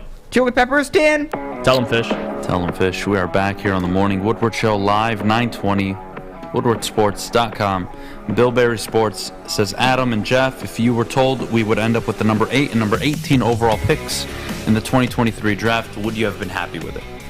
Yeah, regardless. I mean, you have 2 first-rounders. So, and like I said earlier, it's different when Brad Holmes is taking these players. And I know that it might be a little premature, but the last 2 drafts, he's proven that. So, no, I don't have an issue. Now, in the past, with former Detroit Lions general managers, even if you're picking top 3, you were still concerned. So, for me, I'm comfortable wherever they're picking. The fact that you have 2 first-rounders is a good situation for the Lions. So, 100%. no. Becky asks, why is it taking so long to announce what time the Lions will take on the Packers and on what network? Well, Becky, they have to wait. For the weekend. They have to wait until the game between Chicago and Detroit has been played out. Because if Detroit loses and the Packers lose, well, there's no point in having that game. And vice versa. If one of them win and the other lose, there's no point in flexing that game. Right. But if they both win, which you expect them to, now we're talking about flexing a game into a Sunday night spot. Absolutely. Ooh. For that final wild card spot, yes. So that's why, Becky, just to clarify. So, here we are, back on the show. Justin Fields is a problem. Ran for $147 the last time the Lions played against him. 2 touchdowns. Yeah. Especially that one where he gashed you for, 67 yards, I believe, in the fourth quarter. So right up the middle. Took it to the house, a beautiful cut. But he also gifted you a pick 6. He also gifted you, he gifted you possessions, man. He missed some throws. He hasn't been able to really throw the ball that effectively, especially with Darnell Mooney out for the year. I think this game has stack the box and make Justin Fields beat you deep downfield with Chase Claypool written all over it. Yeah, that doesn't need an expert defensive coordinator. That doesn't need a guy that's been in the game for 50 years to understand. This game on Sunday, to me, Jeff, is simple. You stop the run, you stack the box, you make Justin Fields work in the air, and if your corners get beat, so be it. But you do not let the Bears win the way they want to. Right. We said this last week about Carolina. How can Carolina win the game? Well, if they run 35, 40 times, they'll win the game. That's exactly what they did. Do not let the Bears play the game they want to play. Come out and score early like you have most games. Set the tone and get Chicago to play a game they don't want to play from behind where they have to put the ball in the air. Right. It's very simple. Easier said than done. But that's the reality, Jeff. And on top of that, too, I mean, this is a good opportunity to get the run game going because you talk about how bad the Lions have been all year, besides this last stretch of games, stopping the run. The Chicago Bears allow more yards per game than the Lions. I mean, the Lions, on average, allow 145 yards per game just in totality for this season on the ground. The Bears allow over 150. So there's your opportunity. Whether it's Swift or Jamal, the run game has to get going. And this is a perfect opportunity for that, to be able to establish the run once again. Hopefully DeAndre Swift, we said this last week, but maybe we were a week too early, him getting more involved, but not only that, being effective. And I think this is a good game for Swift and Jamal. But more than that, for Justin Fields, the thing that he had in that game earlier where the Lions won by 1 point, it was really because of that missed extra point, but they were down 14. They came back in the fourth quarter, or in the second half, excuse me. A lot of that had to do with you had Mooney, right? Now you don't have him for the rest of the year. So really the Bears, the game plan, and you hit on it, stack the box, make Justin Fields beat you. Now you have a bad secondary, so he probably can at times, but you're more concerned about his ability to run. When the Bears last week played the Buffalo Bills, I think Justin Fields had 3 rushes for 15 yards. Now, personnel-wise, the Bills have more talent defensively, but that game plan they had out there to contain Justin Fields, make him beat you or beat the Bills, it resulted in 13 points. Their defense allowed 35. So there's a game plan for the Lions. They just have to execute. And Deshaun Elliott is expected to be back. He's day-to-day right now. That's a big part of this. I think Deshaun Elliott's more important than a lot of people think because you saw with Iffy starting last week, the inexperience kind of come into play. Deshaun Elliott, if he's back, I think this defense is going to be ready to go, and this secondary needs a bounce-back performance, man. Jeff Okudah, this is another game for him. The game he had against Chicago, one of his better games of the season, obviously had the pick 6. Last week he got benched for Mike Hughes. It's a good bounce-back game for the secondary, but I'm with you, Adam. You stack that box, you make Justin Fields beat you. You do not allow him, and it's easier said than done, but you can't allow him to beat you with his legs because he's done that a lot this year. He almost did that to you the first time in Chicago, and they understand that. So, again, it's an opportunity for this team to establish the run once again, and I think they're going to be able to do that. Well, look, the Lions are on an 8-game Lions. The Bears are on an 8-game losing streak. The Bears, with a Texans win, will vault into the top pick of the draft. And the Bears have positioned themselves likely to trade back with a team that wants a quarterback, acquire draft capital, and hopefully they'll build around Justin Fields. Now, if you think Justin Fields is a bust, I don't know how you can say that because he's actually played really well this year. Yeah. With not much help. Right. With no offensive line. And with no wide receivers. So, is his game not ideal? Yes. Is he a quarterback that I wouldn't want? Sure. All that can be true. But he's not a scrub. He's not Zach Wilson. No. He's not somebody who can't even go out there and perform. He's performing. Against the odds, he's doing it.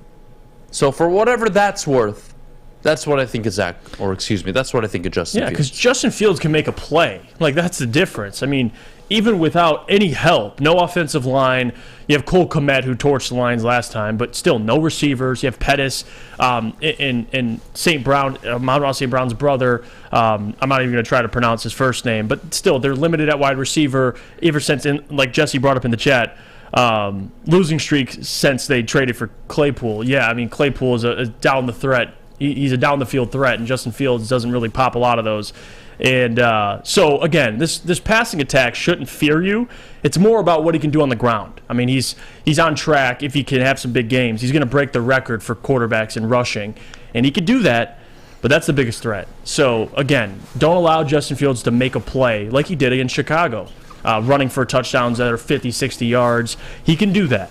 But at the same time, no. Justin Fields doesn't put fear in my eyes. I think with his ability to run, it does. But playing the quarterback position, the Lions, I think the secondary has something going their way. It's better to play him than a Josh Allen or anybody else. So I'm not fearful. Even Aaron Rodgers at the end of the year, I have more confidence with this secondary against Justin Fields than I do really any other quarterback.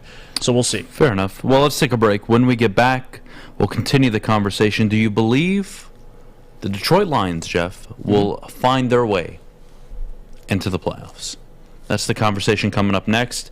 But before we go, Jeff, our good friends over at the Sports Marketing Agency. Sports Marketing Agency helps spread awareness about mental health and substance abuse. Their new podcast, This is the S Word, helps fight the stigma about seeking help. If you or someone you know is struggling, head to thesportsma.com for more information. By now you know me, Christina Gennari, as the obvious choice in real estate. And you know my website, soldchristina.com. as your #1 resource for buying or selling your home. Myself, along with my amazing staff, pride ourselves on making your home buying and selling experience a relaxing and easy one. Come see why we are the obvious choice. Christina Gennari at soldchristina.com, the obvious choice in real estate. 3 NBA championships. Detroit fans were there. 11 Stanley Cups. Detroit fans were there. 4 World Series wins. Detroit fans were there. And that one Lions playoff win in 1991? Yeah, Detroit fans were there. Woodward Sports, where the fans are. It's a great day to get some Centron in your life. Okay. There it is. Centron, here we go. Gotta grab the cranberry. Oh, wait, it's 2 for $4. Gotta double up with the classic as well. Centron World, baby. Centron, available at select Krogers, and if you wanna know how, go to @CentronWorld.com. You get dope like me. You know what? Why wait?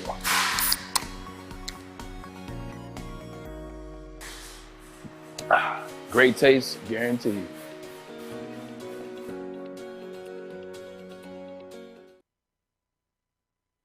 You have an opinion? Make sure it's seen and heard. Corner, jumper. Tweet us, hop on the YouTube chat, slide in the DMS at Woodward Sports on all social media.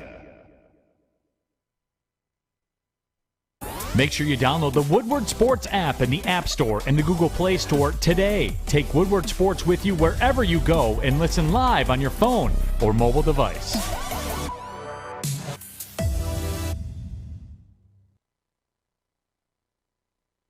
All right, let me tell you about my good friend Ryan Ermani and the weight loss journey he has been on the last month and a half. He's down over 20 pounds. He's done it safely. He's healthy. He's feeling better. And it's only getting better for him as the days go on, and that's all thanks to Dr. Jason and our good friends over at Custom Health Centers. What are you waiting for? Give them a call. Start your health journey. There's no better team, there's no better person than the team at Custom Health Centers with Dr. Jason. We're back here on the morning show, woodwardsports.com. Jeff, do you believe the Lions will find their way, backdoor or not, into the playoffs? And do you think they can win out to give themselves a chance? The playoffs, well, there's a difference because if they win out, you might not even make the playoffs, depending on what happens in the NFC. I do think they can win out. Now, I'm more worried about Green Bay. I've been consistent about that. It is concerning, even going to Lambeau, Aaron Rodgers at the end of the year. Even if the Packers aren't in a position to make the playoffs, I talked with Isiah about this yesterday. I still feel like as stubborn as Aaron Rodgers is, he'll play in that last game just to play spoiler and try and beat the Lions. But this week, I have all the confidence. I mean, this is a good test, and I talked about this. To have the result they did Saturday, now have a chance to respond against a team who's coming off 8-game losing streak in the Bears, who aren't as healthy as they were when the Lions first beat them. You should have confidence for this team to bounce back. What is this team made of? And that's why the SOL narrative last week was so frustrating, because the fact of the matter is, and I know it's sometimes not as simple as this, but the Lions laid an egg. They stunk on Saturday. It doesn't mean they'll stink this week. They're going to be motivated. It's their last home game of the year. Ford Field's going to be electric. I believe Flannel Sam's heading down there. He'll be at the game, and so will a lot of people. But they're going to be so motivated. And they're going to be kind of like what I talked about the Pistons earlier. I do feel like, in a way, they're going to take all their frustrations of last week out on the Bears. Now, execution's key, and defensively, a lot of things they need to fix, but they're well aware. And they don't. I don't think the Bears pose a threat like the Carolina Panthers with their ability to run the football, right? They don't have that offensive line. I don't believe the Bears are a threat to the Lions in terms of controlling the line of scrimmage. They got rid of Roquan. They got rid of Robert Quinn. They just don't have the talent. So you should. I mean, the Lions should have confidence this week beating the Bears. Now, you can't overlook them, of course, with a guy like Justin Fields who can make a play at any given time. But if you're asking me, are you confident? Yes, I'm confident, because I've seen this team bounce back early in the season. So this is a game that the Lions should control from quarter 1 to quarter 4. I just don't know defensively how they're going to respond. That's probably the biggest thing for me, because I think the offense will show up to play, but will the defense? And that's my biggest concern. But I have confidence in AG here this week that the defense will respond. So yes, full confidence in this team. But when we talk about Aaron Rodgers at the end of the year, I'll get to it when I get to it, because that is slightly concerning. But as far as the Bears, yeah. The Lions are in a position to respond, to take care of the Bears, go 2-0 against the Bears on the season, and move all their focus to the following week against the Packers. And we'll see what the playoffs, how they unfold. But right now, it's all about just winning the next 2 games. I think they can do that this week against the Bears, but we'll see. I'll tell you what. There's a lot to play for still, really, in the NFC. Because the Eagles go and lose to the Saints. Vikings are waiting to pounce for that number 1 seed, right? Because only the 1 seeds get a bye week now. And then you look at vice versa. Well, the Vikings play the Packers. Right. If the Vikings lose, and the Niners win, and the Cowboys win tonight, well, now we're adjusting seeding, where they're falling from 2 to 3, maybe 4, vice versa. There's still a lot to play for in the NFC. I do think the Lions still have a chance, but I'm not as confident as I was before Carolina. That loss to Carolina eliminated any ability they had to make a mistake. It eliminated all of it. And you look at the division winners right now. You have the Eagles in first place in the North, in the East, the Vikings in the North, the Niners in the West, the Buccaneers in the South. And look, man, you got 1, 2, 3 teams vying for a wild card spot that are 7 and 8. The Seahawks, the Packers, and the Lions. And the Lions play the Packers. You can't matter, you won't matter, unless you beat Chicago. And the bright side is Chicago on an 8-game losing streak, likely already looking ahead to their offseason. Just trying to protect Fields. Hopefully he's healthy going into next season, right? Chicago doesn't have much to play for, but they are a team that plays very hard. And if you're the Lions, you have to be up for this game. You can't come out flat. You can't get pushed around like you did against Carolina. And that effort will be unacceptable against Chicago. Go take care of business. Your final home game of the year. The Lions should win this game handily. And then we can talk about an 8-8 team that has already had a successful season, even if they lose to Green Bay, but that's beyond the point. We can talk about a team that could make the playoffs. Right now they can't because they haven't beaten Chicago yet. If they beat Chicago, we can have a conversation. And I expect the Jets to probably beat the Seahawks. I expect the Browns to probably beat the Commanders. I do. But the problem is, nothing you do from now till Green Bay matters. Or excuse me, nothing you do against Green Bay matters unless you beat the Bears. You beat the Bears, you control your destiny. Go beat Green Bay, you're likely in. Because I do think the Buccaneers and the Seahawks, or not Buccaneers, I'm sorry, the Commanders and the Seahawks each drop a game. But that's irrelevant to the Lions if they can't win out. So that's where I'm at. We'll take a break. When we get back, we'll wrap up the show. We'll get to Mailbag at 9:50. And we'll go enjoy the rest of our Thursdays. It's been a fun show today so far. I hope you guys have enjoyed it. But before we go, I got to tell you about our good friends over at Planet Fitness. Sign up today, $0 down, $10 a month. What are you waiting for? Your fitness is essential. Get to the gym 5-6 days a week if you can. Super important for your mental and your physical health.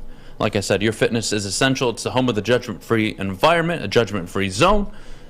Sign up today by visiting one of their many local locations or sign up at planetfitness.com. Love Woodward Sports? Love wearing clothes? Then you should be wearing Woodward Sports clothes. Check out our full line of merch at woodwardsports.com. Just click on Shop. We have all your favorite designs, like Dan Campbell kneecaps, Beverly Hills Golf, Woodward Golf, and of course, our own logoed out merchandise. Men, women, infants, kids all love Woodward Sports. Impress your friends. Impress your boss. Impress your dog. Buy Woodward Sports merch today. At work and at home, we're there with smarter security solutions.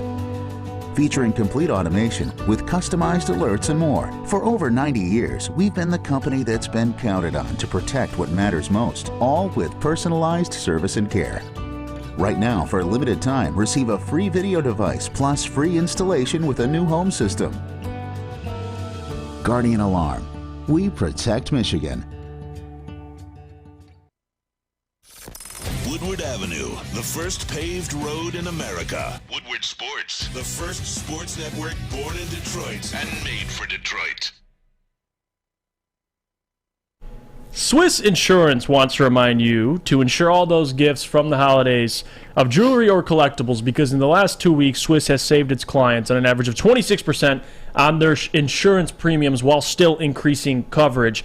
That's a lot of money to free up for the new year. Happy holidays from Swiss Insurance, and don't forget, go blue.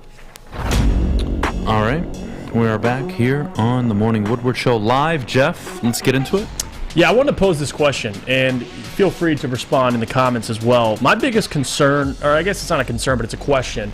What Lions team are we getting this weekend? Because I believe with this young team, especially defensively, there's two types. There's the one against the Patriots on the road, or there's the one against the Panthers on the road. And the Lions, as we've seen all year, there's two different types.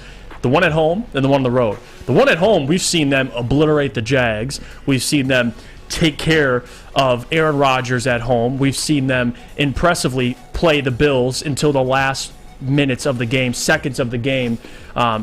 So there's two types of Lions teams we've seen this year. What team are we getting this weekend? And I tend to believe it's going to be something similar. I don't want to say a result like the Jags, but I do believe a team that's poised to have a performance like that again. I do think we'll get that Lions team. But it's a question to ask, and I want to go to the chat here. What Lions team are you expecting this week? I'm expecting a team that's going to hopefully come out with energy, which is something I never thought you would ever question under Dan Campbell. Right? If there was ever one thing I could rely on, it was the team coming out with energy, coming out with fight. They didn't do it last week, but again, anomalies do happen.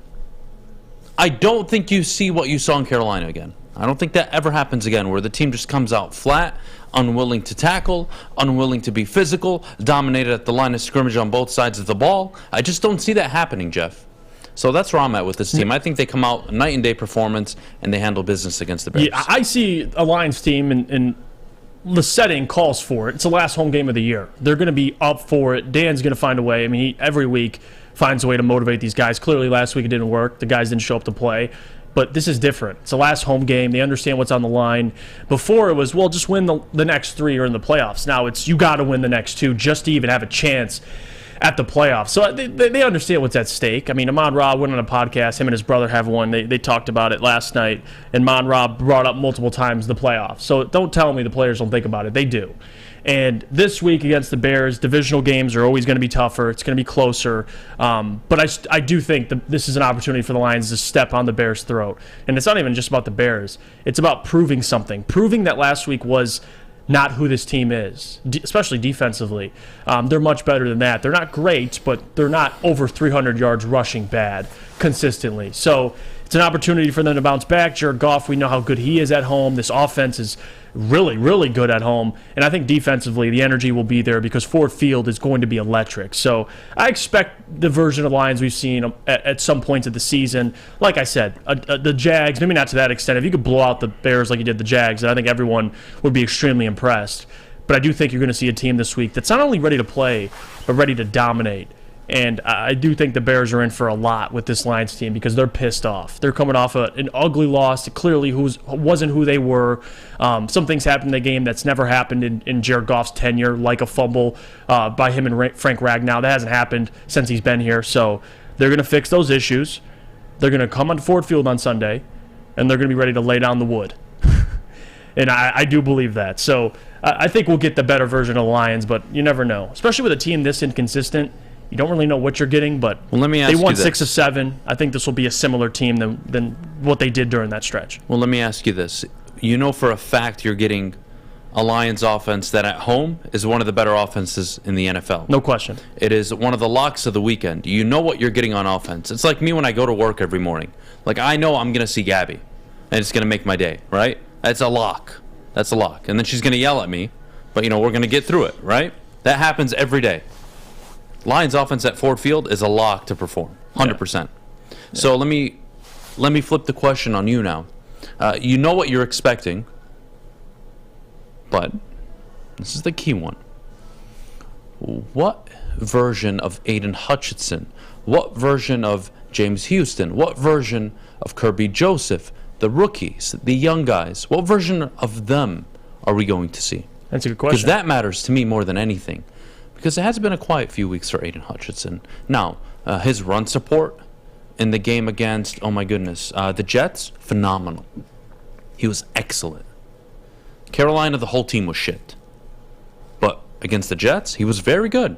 So I don't want that to go under the radar. Mm-hmm. But you're hoping over the last 2 games, in an ideal world, Aiden pulls off a sack and a half or 2 sacks to end the year.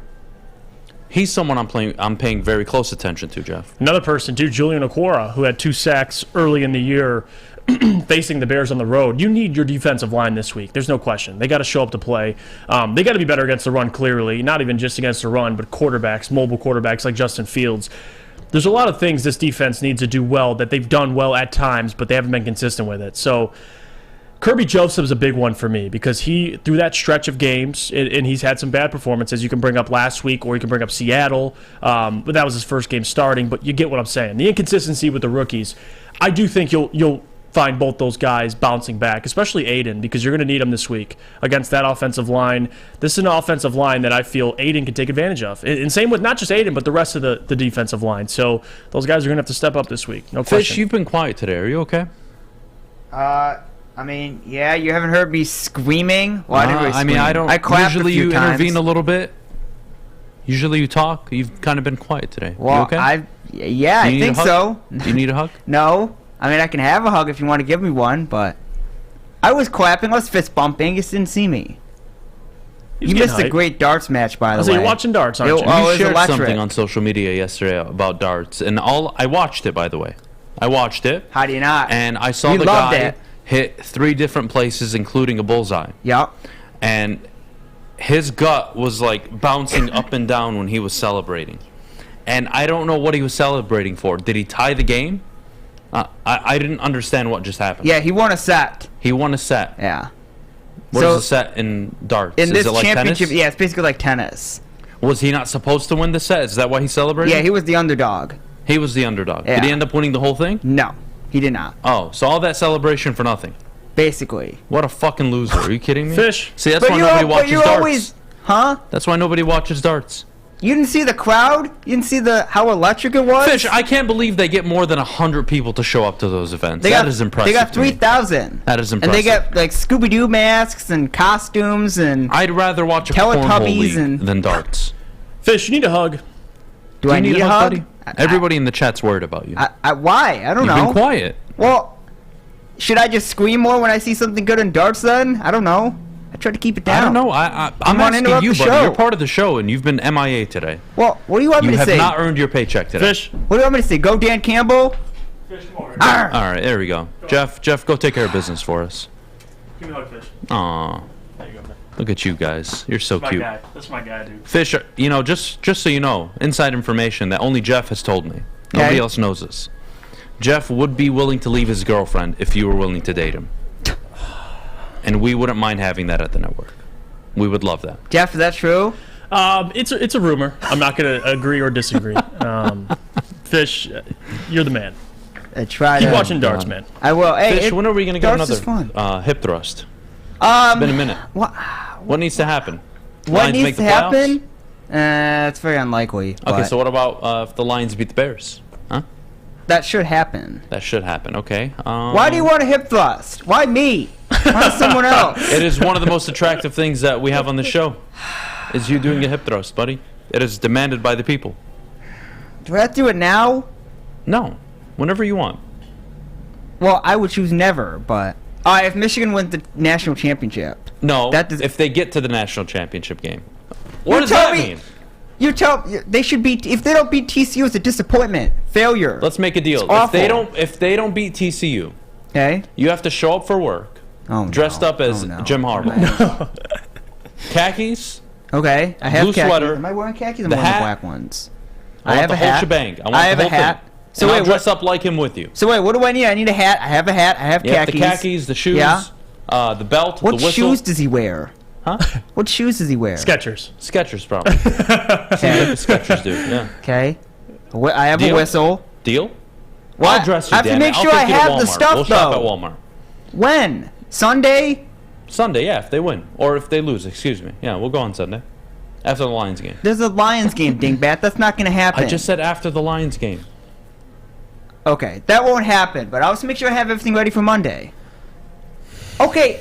I'm trying to work with you here. I am too, but so you have work, you have a lot, you're a busy person. Is that fair? Fish, I would move all of my day just for you, buddy. That didn't happen one day. It's a bit of a lie. You knew it. You knew it too when you said it. That was a bit of a lie. I would love that. Fish is Jim Harbaugh. I'll do it. Fish, I think you can pull it off. Do I need the mustache? You need the mustache. You need the whistle. I have a whistle. I have a hat. I have khakis. You need the glasses. I don't know if I have glasses. I you might. need a headset. I have a headset. You kind of have ish, I have a but headset. not really. What? Oh, do I need like the gaming ones? Yep. Okay. The gaming ones. I could probably just pull that from the back. I like it. I like where we're going. Let's take a Okay. break. When we get back, We can make Mailbag. it happen, Get all of your hopefully. questions for Fish, myself, and Jeff in the chat. We'll return in just a minute, but before we go, I got to tell you about Cousins Maine Lobster. What are you waiting for? Scan the QR code that you see on your screen. Find out where the food truck is, and treat yourself on a beautiful Thursday to their Maine lobster roll, their lobster tacos, my favorite, the clam chowder soup. What are you waiting for? Scan the QR code or visit them at cousinsmainelobster.com. We'll see you in just a bit. As chilly weather approaches, Big Boy's got the perfect comfort meals for you. Try our hearty classic meatloaf or our creamy Cajun chicken Alfredo. These will be sure to leave you craving for more. How about breakfast? Our stuffed potato pancakes are back with our lumberjack, blockbuster, and Santa Fe Garden. These potato pancakes will definitely fill you up. Whether it's for breakfast, lunch, or dinner, come stock up on the perfect comfort meal today. We'll see you soon at Big Boy. My name is Lee. I've lost 35 pounds on the Custom Health Center program. So the three biggest benefits that I've gotten from this program has been I'm not snoring anymore, I have a lot of energy, it's great, and oh, by the way, Look at this. No, I'm just kidding. No, I'm just kidding. Call us at 844-789-THIN or visit customhealthcenters.com for a free consultation and get started for as little as $5 a day. Can't get enough Woodward Sports content? Head over to woodwardsports.com right now for up-to-date sports articles and great entertainment news. We have the best writers, bloggers, and coverage all at your fingertips. Head to woodwardsports.com right now to experience all Woodward Sports has to offer. Supplier of the Woodward Sports Network. No, it is not fish. I thought it was. No. It is Chef Dave and his great team over at The Butchery. What are you waiting for? Go to thebutcherysl.com. Sign up today for exclusive deals or just order online. Hell, give them a call. 248-682-COWS. That's 248-682-COWS. Artisan breads, Wagyu meats, sandwiches to die for. Check out Chef Dave and his awesome butcher shop. We're back here on the morning show, 9:52. Let's go to Mailbag. Do you guys feel Swift, and this is a question from Steve, do you guys feel Swift has lost his confidence and overthinks his running routes?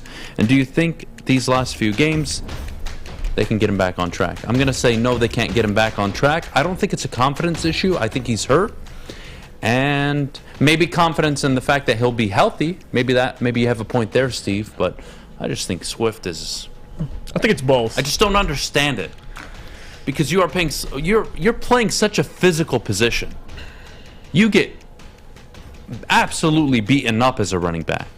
Like that, you know what you're signing up for. But it doesn't mean it can't still be in your mind. But I think it's both. I think it's injury related with Swift. I think it's also confidence because you see him when he's even running the ball. It's not always north. He's going east and west. He's going to the sideline, and that's the issue with Swift. But I have faith he'll be able to bounce back. I do. Out of the next two games, I'll sense. I don't know about a big performance, but maybe you can get off and have a good game. Maybe this week against the Bears to allow more rushing yards than the Lions. We'll see. What about a Maz, Easy, Adham, and Neil road trip to Green Bay and tape it for the network? I don't think you guys want to see me go on a road trip with Maz and Easy. Neil, I would get along with. We would just drink and have a good time. Maz and Easy. Well, Maz doesn't drink. I would probably pull out a 12 gauge halfway into the drive to Wisconsin. By the way, and I would dump them off on the side of the road, probably dump their bodies in Lake Michigan. Do you know how far it is to Green Bay? I want to say as a drive, I would say it's a 14-hour drive. No, it's 7.5. Oh, really? That's it? Wow, Chicago's only 4 hours away. So I figured going north it might take a little longer, no? No, I mean, it's 3 hours from Chicago to Green Bay, basically. Oh, well, there you go. Thank you. I didn't know that. I thought it'd actually be a lot longer. Well, you got to go through Chicago, and if you know Chicago, traffic is a hellhole.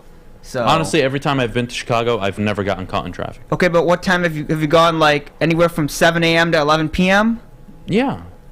Okay. Yeah, I've never, like, legit traffic where you just don't move. Yeah, I've never experienced that's Chicago. I've experienced slow traffic. It's, going slow, but never where I'm stopped for 5-10 minutes and it's taking forever to move. Huh, okay. So, for whatever that's worth.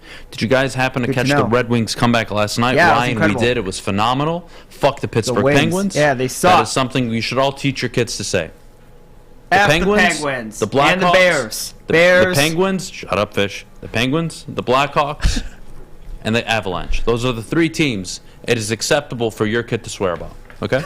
In hockey. In hockey. Yeah, and then Fish is right. In the NFL, it's Bears, the Bears. Packers, Vikings. Yes. How often do you want me to talk? Like just one word, hi, and that's it?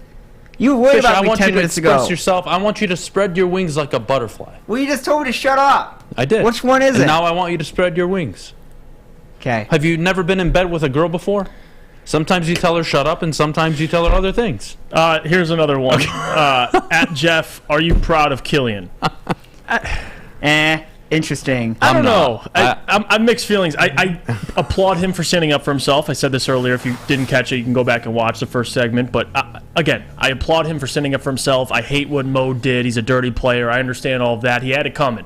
But it's not a good thing to elbow somebody in the back of the head when they're not looking. So I don't know. I'm a little split with it, but at the same time, these are athletes playing at a high level. This is from Broder. And they're human chat. too. And this is for you, Jeff.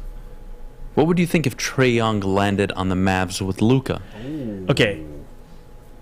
If I'm being real with you, from a if you're looking at it on paper, It's intriguing for any fan. You want to watch those two play. But actually for a fit, it's a weird fit. I mean, number one, they're both liabilities defensively, and both of them need the ball in their hands, like dominate the ball. So it would be a weird fit to me, at least. But hey, maybe this is fantasy basketball. Throw them all on a team. We'll see how it works.